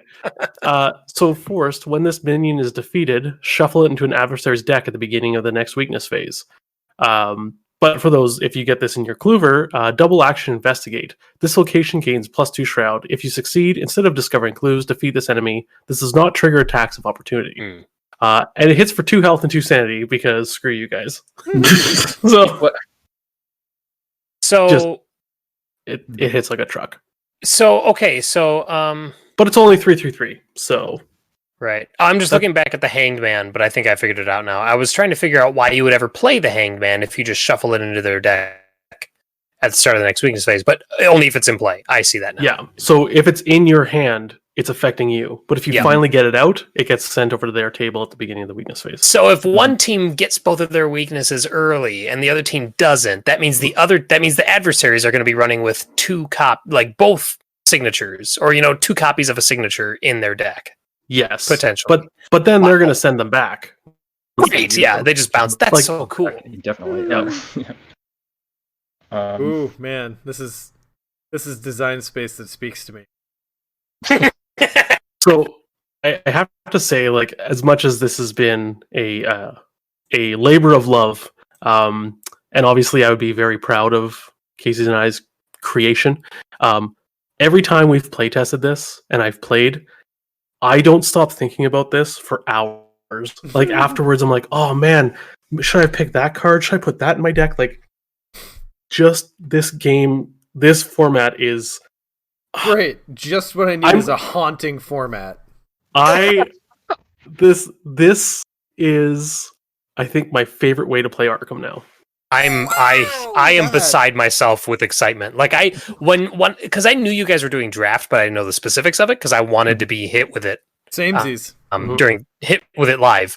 And now again, literally just the create your investigator like that. I'm like, that's amazing. Like I will be doing that I can see myself now, like custom printing all these cards and like custom printing blank investigator cards and then like cutting text box out so I can just put the cards behind them. Like I'm in love with this. I love it. Yeah. And then the adversarial thing and 2v2, those were some of my favorite games for Lord of the Rings when we played those at Gen Con, and now we can do that with Arkham. It's so some of the feedback that we've also received is if you don't like drafting games, you're not going to like this. Like Sure. People who one of the negative pieces we got was someone's like, oh man, it takes like 45 minutes to an hour to draft and make my deck. I'd rather be playing. Like, if that is your jam, awesome. But if you are the type of person who, like, when I do the draft, honestly, the thing I look forward to most is the drafting part. Then I'm like, oh, so now we actually have to play. Okay, yeah, okay, that's cool. I'll see how this works out. But like, there's been a couple test sessions where we just, like, in the beginning, we just drafted. And then we'd see how we built the deck, and we're like, cool, okay, now we're going to draft again. And we just drafted. And that is like, oh my God, it's so much fun. And it's ridiculous how some of the choices, you're just like, you're sitting for like a minute, and you're like, what card do I pick? And do I hope knowing what my partner's doing, do I hope that based on what I've seen the other people pass me, do I know that the guy to my left is the clover so I can leave a gun for my partner, or do I have to take the gun to hate draft it? Like, it just oh man, it's Hate drafting in drafting. Arkham. I was about to say, hate drafting is one of the most interesting decisions ever. yeah. Playtesters, huge thanks to everyone that has helped with the playtesting. So helpful to get input about either the design or the card inclusions. I hope it was fun to get to see it in advance. I hope you'll play it at the actual con. And thank you so much for your time for doing it. So just wanted to make sure that got in there. Yeah, we couldn't have done it without you guys because we're people. So thank you so much. Sorry. Question from the chat from Gorefax. Once the cards are drafted, is the drafted pool for the team or just the player? It's per player. You cannot share your cards with your teammate. So you are drafting for your deck, and your partner is drafting for their deck. And you can, when you're building your deck, you can talk to each other and be like, plan out what you're going to put in your decks from what you've drafted, but they are your cards. Right. So. JP's in the chat, Northern Lights from Arkham, or Northern Lights over Arkham. He was one of our playtesters. Thanks, man. Super appreciate it. I'm immensely. Nick, you want to be a team? Yes, I do. Yes. All right. I will team up with each of you. Let's do it. I am so excited to play with you guys. Like, Sean, I'm so excited to play. Yes. I love. Doesn't matter with who. I just want to play this. I know. I want to play it now. Sean, this format would be perfect for you, me, Kip, and Evan on our game weekends. That's what I was thinking immediately. That this would be they would latch on to, because they're hit or miss with Arkham. Like, they'll play it, but they're not into it, and they kind of both have their own conditions as to when they feel like playing. But this, I think, is perfect because they're both. Me and the two of them, the three of us, all came up from Magic, which this is very similar to, in that Magic has draft and sealed and all that. And Sean and I got right. Well, and Sean and I got started with competitive card games. So this kind of like it. I think it occupies the exact center of the Venn diagram of what all four of us are looking for in a card game. If it's not dead center, it's fucking close enough. Yeah. This is brilliant, guys. We also designed this so if you like, we'll release the images and stuff so people can like print and play. Just I don't know, cut them out from your printer paper, whatnot, put them in front of other cards. You can make this from except for the what do you call it? The packs that everyone gets, like the 5 skills, whatever. But if you have 2 core sets, I think it's up. If you have 2 core sets, you can make this entire thing from a single collection. Nice. As well. So Or one. 4 knives and stuff in the core. I think you just need one product of everything. Is there 4 overpowers? There were 2. There were 2 of each skill, and there were 4 Oh, you're right. Okay. knives and 4 quiches. Yeah. So Close. Take a toys in the chat too. Thank you for testing. Mm-hmm. Yeah, it's I'm glad. I'm finally glad to show this to everyone. I know Casey and I have just been like, it's so hard to stay tight-lipped when we're so excited. You guys did a good job. I was right in the same boat as Nick, where it was like I knew very much that you were working on a draft format, but I kind of deliberately kept my nose out of it because I was excited to see what you guys came up with, and I am not disappointed at all. No, thanks. In fact, wait till you see some of these other weaknesses and investigator powers and elder signs. Some of these weaknesses, I'm just like, oh god, this is so cruel. But it's so good. Ooh. So now the next step is to specifically design a scenario to fit this. and it's gonna have like there are lots of different ways we can take this, but I'm very excited to try the base product. Yes. Holy shit. Several people are typing at once. Let me find one of my favorite weaknesses. Here we go. This is a Ritual of Incursion. So it's summon. So they come to your table. The adversaries choose a non-elite enemy in play in your instance. It moves, if legal, until it engages you. So just walks across the board, whatever enemy you want, and just engages you. Non-elite, at least. So that's nice. They can't stick you with the Rougarou. That would actually be bad for the adversaries, but yeah. Ooh. All right. Oh god, there are branch ideas that I'm sure everyone else has already had, but they're materializing really quickly in my head. Oh, Casey call a class and they have to give you the card. That I think it was my favorite because we had one play test where someone said, "Hey, we got Beckon of whatever this is. Name a class." Scott calls out Guardian, and he was our combat player in the play test. And the person says, "I've only got one Guardian card. Do you want a shotgun?" Yeah. Oh, that was with Tickatoy, and she's in the chat. Yeah, I was with the main. I was like, yes. That's amazing. That's hilarious. And that one, Ritual of Preference, I like that too. Choose 2 cards in your play area. You choose one and discard the other. Oh, yeah. So like they come over and they point to 2 cards. Yeah. Oof. Sorry. The adversaries point to 2 cards. You have to choose which one you want to discard. Discard, yep. Chanting of Trajectory is a beckon, so just they don't see your board, but the adversaries choose left or right. You discard the 2 leftmost or 2 rightmost cards in your hand. Based on okay. So what are the rules on hand organization? So you before you do this, you can shuffle up your hand and do it however you want, right? Like if you have 5 cards, you put the 1 card you want in the middle. But once you set up your hand and then they choose left or right. But so once you have it, you can't move it once they're aware that they have to make a choice. No, well, I mean, once they call it, they call it. But when you know that you have this, you can sort your hand however you want until choice is made. So for us, the big thing was if you have 5 cards in your hand, the 1 card you want to keep, you put in the middle. Yeah. Right? Because it's 2 leftmost or rightmost.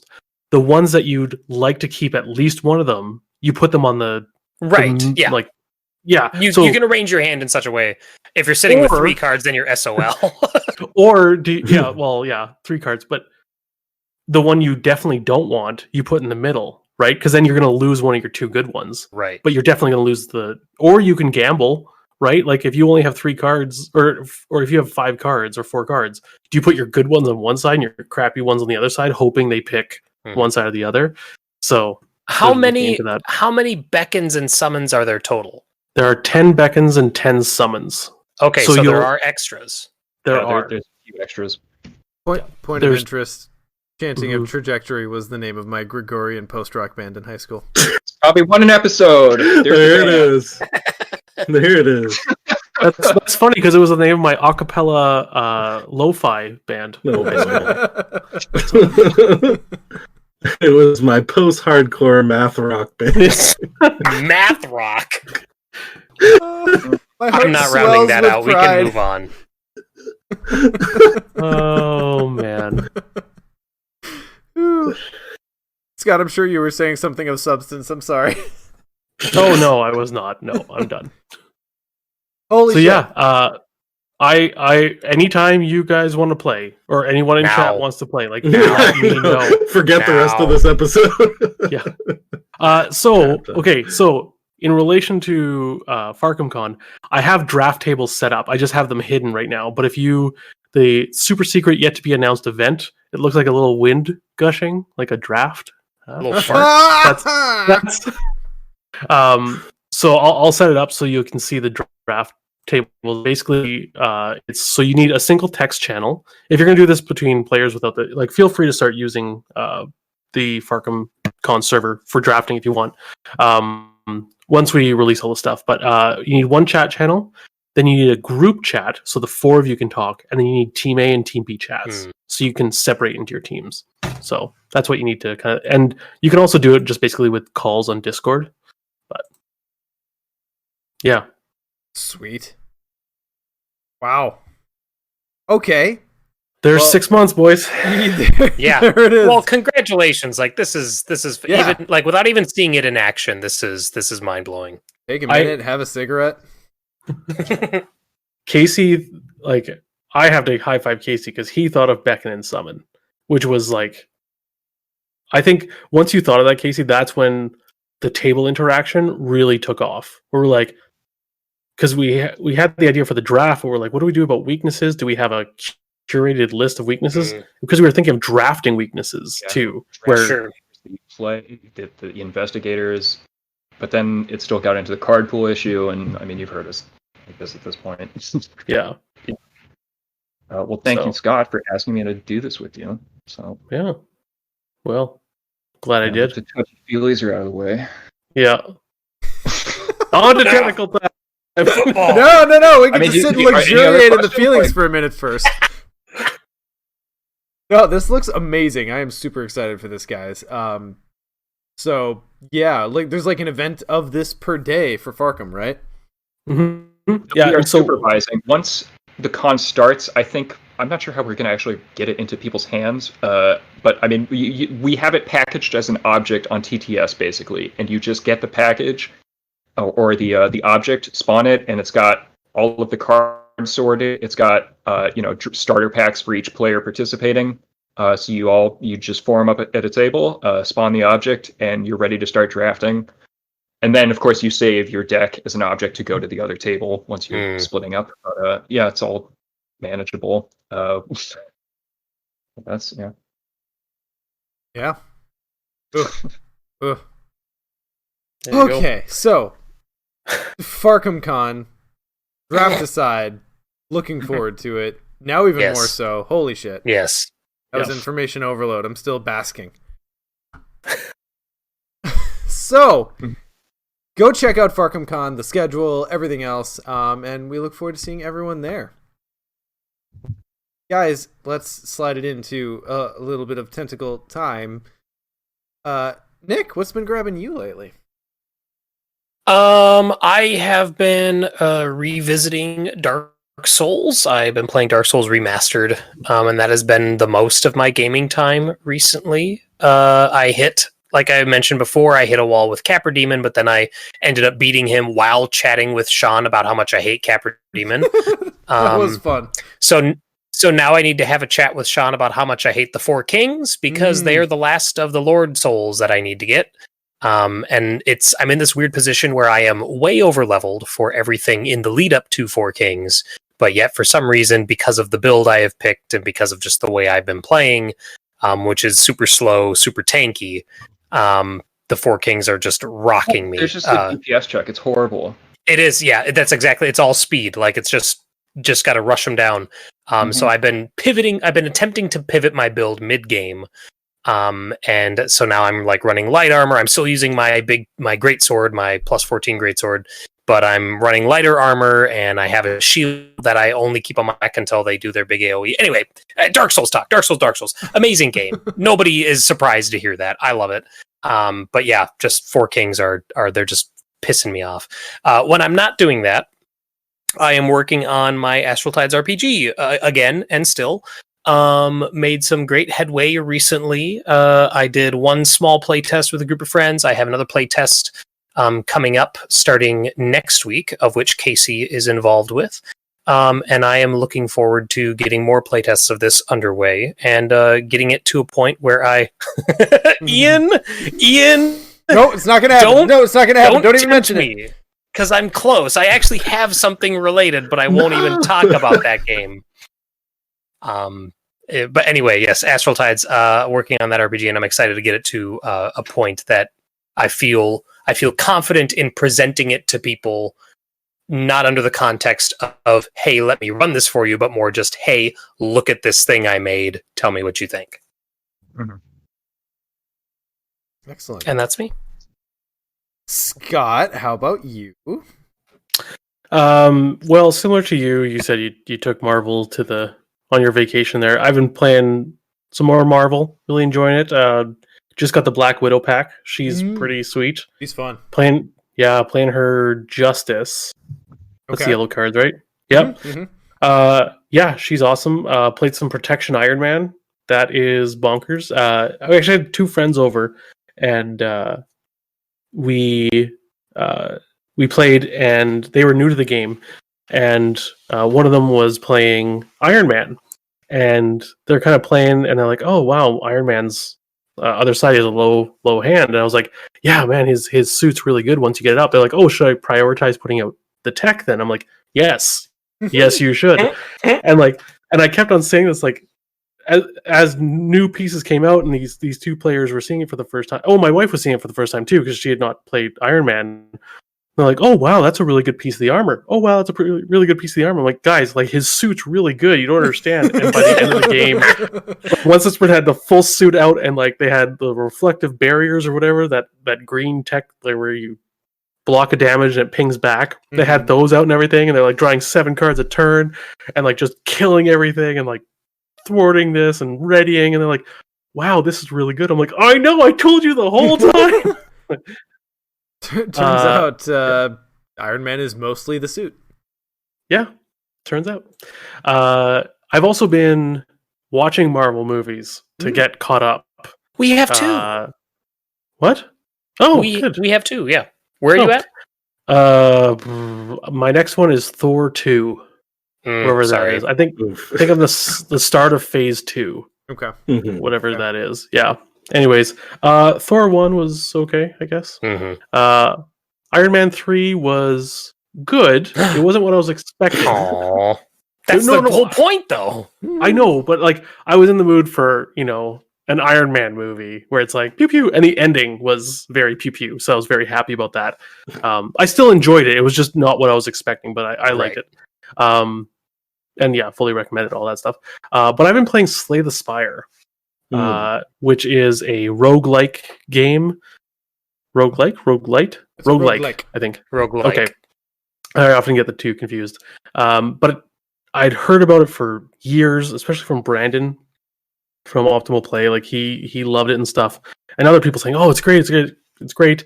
But I don't computer game very often, and when I do, I'm playing Arkham. So it came out on iPhone, and I have been so addicted over the last couple of weeks. It is amazing if you like roguelikes that are card-based. Yeah, just play that. Wait, it's card-based? Yeah. Huh. Like it's like you... That is like, relevant to my interests. Like deck building, kind of like Dominion, where you start with a bunch of basic cards, and then you like get cards as you go, then you want to like slim your deck down, and then like... Yeah. It's almost like a draft. But very similar deck building to whatever that style of gaming is where like it's like Dominion. They call that deck builder? Deck building. Yeah, deck building game. Yeah. It's super fun. Sean, if you have not, you need to play Dark Souls. It's like $13. It's probably Slay $10. the Spire. Or sorry. So it's Well, I fine. thought the Matrix had glitched for a second there. I'm like, Scott's telling me to play Dark Souls? What is happening? God. I think I saw Dark No, Dark it's Souls just somewhere taking in the over chat or everything. something. I saw the words Dark Souls, but yeah. Dude, like- Ian, whether you like it or not, Dark Souls has had an immense impact on video game design in the past 10 years. Yeah, no one cares about Dark Souls. Oh, Anyways, well. Shut your mouth. Doesn't have any story anyways worth anything. Ian, I mean, what's the up with story you? is paper thin. To piggyback off of the Marvel stuff, I have to say that when I took it with, this is the first time I really engaged with the game since I play tested it. The thing is I had gotten to the point where I was building my own decks. Basically, when I was buying the hero decks, I was playing them as packaged for a little bit. And, they're fine. But I was really not engaging with the game. I hadn't really figured out how to build my own decks. So this time when I went away with the game, I finally was like, you know what, let me just net deck. Let me just pick some people who I know the game, see what the decks are about, and I'll learn something and put my pride to the side for a little bit. And dear God, am I glad I did that, because there was way more deck building in that game than I gave it credit for prior to seeing it. So I think I have a Thor Justice, I have an Aggression Iron Man that was really fun.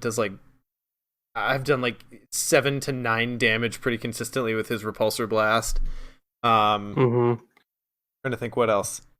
I have Captain America Defense, which is just stun lock, and it's ridiculous. Yeah. And then Black Widow, what's left? Leadership, a Black Widow leadership deck that actually ended up being pretty cool. So I net decked all of these, put them together, played a few games, had a chance to try out the Green Goblin, hadn't tackled that yet, so that's pretty fun. Ooh. Yeah, those are fun scenarios. Yeah, I had a really good time with it. It really came down to the wire, and the 2 decks I was playing just faltered at the finish line, and I was like, you know what, clean loss, it's fine. So, anyway, Marvel, really good. Turns out games are better when you really engage with them, guys. Who knew? And the other thing that I did is, like I said, I took a week's vacation. We drove to Colorado from Minnesota, which is about a 15-ish hour drive. Split it up into 2 days both times. But either way, we put on an audiobook for the majority of that drive. And I know I'm super late to this particular game, but I finally got around to reading, quote unquote, American Gods. So it's a Neil Gaiman book. You haven't read it. Basic premise is that gods from all pantheons are real, and they live among us, and they wax and wane in power with the amount of belief and sacrifice and whatnot that they receive. And a human gets wrapped up in their hijinks, and it's really fun. As someone who's super into mythology, it was very fun because all of the gods that are in the book go by pseudonyms. So it was very fun to meet a new god that you knew was a god, but you didn't know which one. So you just continue to read and try to piece it together and see if you can guess it. And I had a 40% success rate, so it's really not great.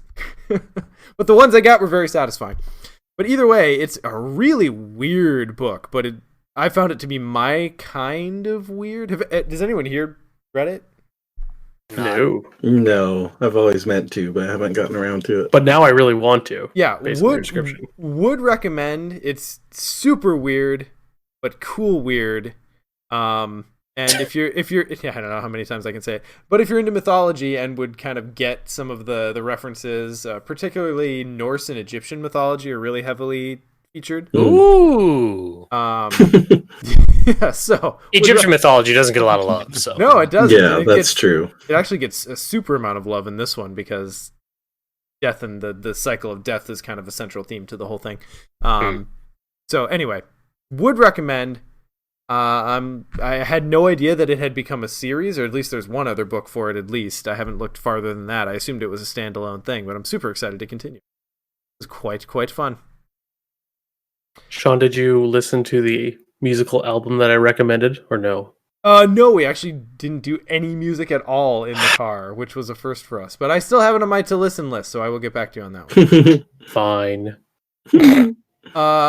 Casey, what's been grabbing you? I just started the other night, Black Helicopters, follow-up to Agents of Dreamland by Caitlin Kiernan. Agents of Dreamland is kind of in that Tor imprint of like very thin Lovecraftian pastiches. That's where Ballad of Black Tom was published. Seems like a solid follow-up so far. I'm about 2/3 through it, and then I just want to give a quick shout out to Bird Alone. Quite rewarding as a depressed player to have someone chime in a few times a day and share positive thoughts. And then Go with the Clouds, North by Northwest, manga by Ire Aki. It's just quite good. I don't know. What's the premise of it? For Black Helicopters or the manga? The manga. It's a 17-year-old living with his grandfather in Iceland, kind of works as an amateur detective, and he seems to have some sort of paranormal ability to, what is it? Where you can, touch something and get like a recent interaction from, like the memory of the object. Psychometry, I think some is sort of that. Yeah, psychometry, yeah. And then it is kind of a slice of life / mystery / I don't know, travelogue about Iceland. Because a lot of time is spent about the positive qualities of living there. And the art is gorgeous, because that's what the artist draws. Yeah, that's pretty much it. Ian, the way this whole episode has worked out, you have spoken very little, so I wanted to see if you last for tentacle time. Like, Sure. tell us all about your last 2 weeks. Oh boy. Well, a good chunk of it, like I mentioned earlier, was spent trying to finish Final Fantasy VII Remake. I won't talk too much about it because I've talked about it before, but yeah, like most nights was spent because I was really rushing to beat it before Ghost of Tsushima comes out, which it came out, but I'm still waiting for my copy. But I was like, I have to beat it because I know how I am and I rarely beat games, and if I put a game aside, I'm never going to come back to it, so I need to beat it. So anyway, I was hell-bent on, and I finally beat it. Was it last night or the night before? I think 2 nights ago. Yeah, finally, and yeah, it's amazing. Highest recommendation for Final Fantasy Remake for sure. A few minor quibbles, but overall, it's great. So yeah, definitely play that, and I will soon be playing Ghost of Tsushima very soon once my copy comes. Other than that, after quite a while of not playing any of this game, I finally dived back into playing some Lord of the Rings LCG. It's been a while. I'm sorry, what game? It's this one game. There's some jewelry that you have to jump into a fire somewhere. But the fun thing is, you were the Lord of the Rings in that one. Oh, that's true. That's right. Yeah, I forgot about that part. Especially if you're Grima. So I've been having fun playing with a lot of the new cards that came out in this last cycle. So there's like the 3 Hunters contract, which is basically no allies, so it's all attachments and events. So it's kind of my new favorite way to play the game. It's like, forget the allies, just build these like superhero, like 3 heroes, build them up with attachments. It's a lot of fun. Playing with like the newer version of Legolas and Gimli that came out later in the game's life, who I never really kind of figured out how to make them work in a way that was fun. But with this particular contract, which is a new kind of card type, which gives you an ability that you start the game with. It's kind of like oh god, what are those freaking card types in game? Thrones. Yes, agendas Star for Wars Thrones. CCG. Yep.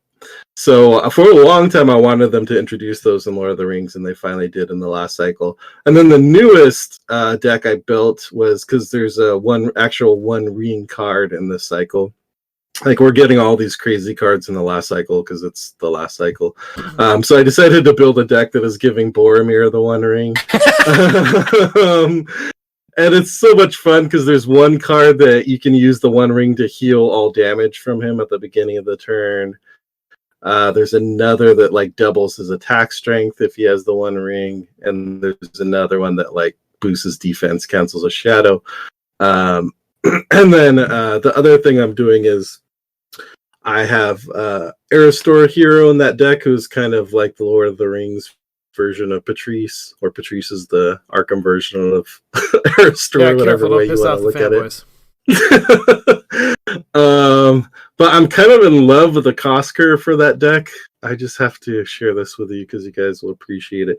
So there's 17 cards of 0 cost, 23 cards of 1 cost, and 11 cards of 2 cost. That's it. What are your heroes again? It's Aristor, Boromir, and Spirit Aowen. So it's a Tri-Sphere deck, which is one of the reasons I kept that cost curve that way. But yeah, it's just a super consistent deck, getting it out, and Boromir's a monster, and it's a lot of fun. So yeah, I've been playing through, trying to catch up on the quest of the last cycle, which is going pretty well, but these quests in this last cycle are very hard. So I've had to shake some rust off for sure. And then the very last thing is just the new expansion, staying in Middle Earth. The new expansion for Journeys in Middle Earth came out recently, and I just opened it last night and started playing. So that's the app-driven game that's very similar to Mansions, for those who are wondering what game I'm talking about. And I started a campaign with Gandalf hero. So Gandalf was introduced in this expansion. And then a Dis hero, who is the mother of Feely and Keely and sister of Thor and Oakenshield. So, yeah. Ooh, that's a poll. What was that? I said, oh, that's a poll. Yeah. She never made it into the LCG, actually, but they brought her out for this expansion, and she actually has a super strong ability. And so, yeah, I've more and more grown to love that game and the kind of card play system in that game. So they're kind of taking it to another level in this expansion too, with some new kind of roles you can choose. How has that game been in its expansions? Have you found that it's expanded nicely, or is it just kind of remixes of what's in the core? Well, it's kind of hard to say because this is the first expansion. Oh, well. What I'll say is that they've been very slow, which has kind of been FFG's new strategy to, like, instead of dumping out expansions, they're kind of doing. Yeah, let's attribute intentionality to them.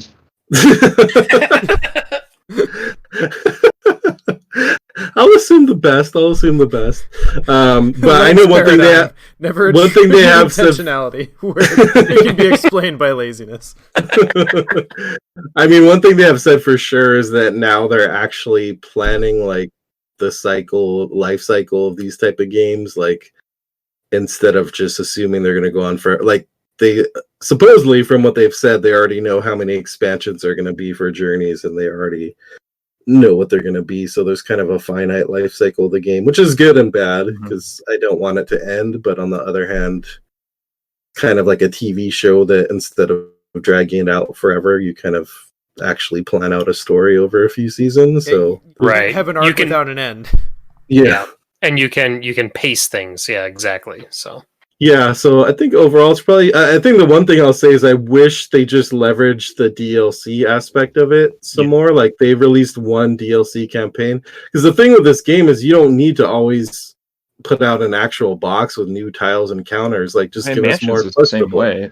Yeah, all of the games are the same way, where they could just do new storylines like as frequently as they could churn them out. But I mean, I am looking at 3 boxes of Mansions crap up on my shelf, and it's like the box content is like a bunch of plastic figures, only so many of which show up in the actual game that you end up playing, versus the story that could just be whatever.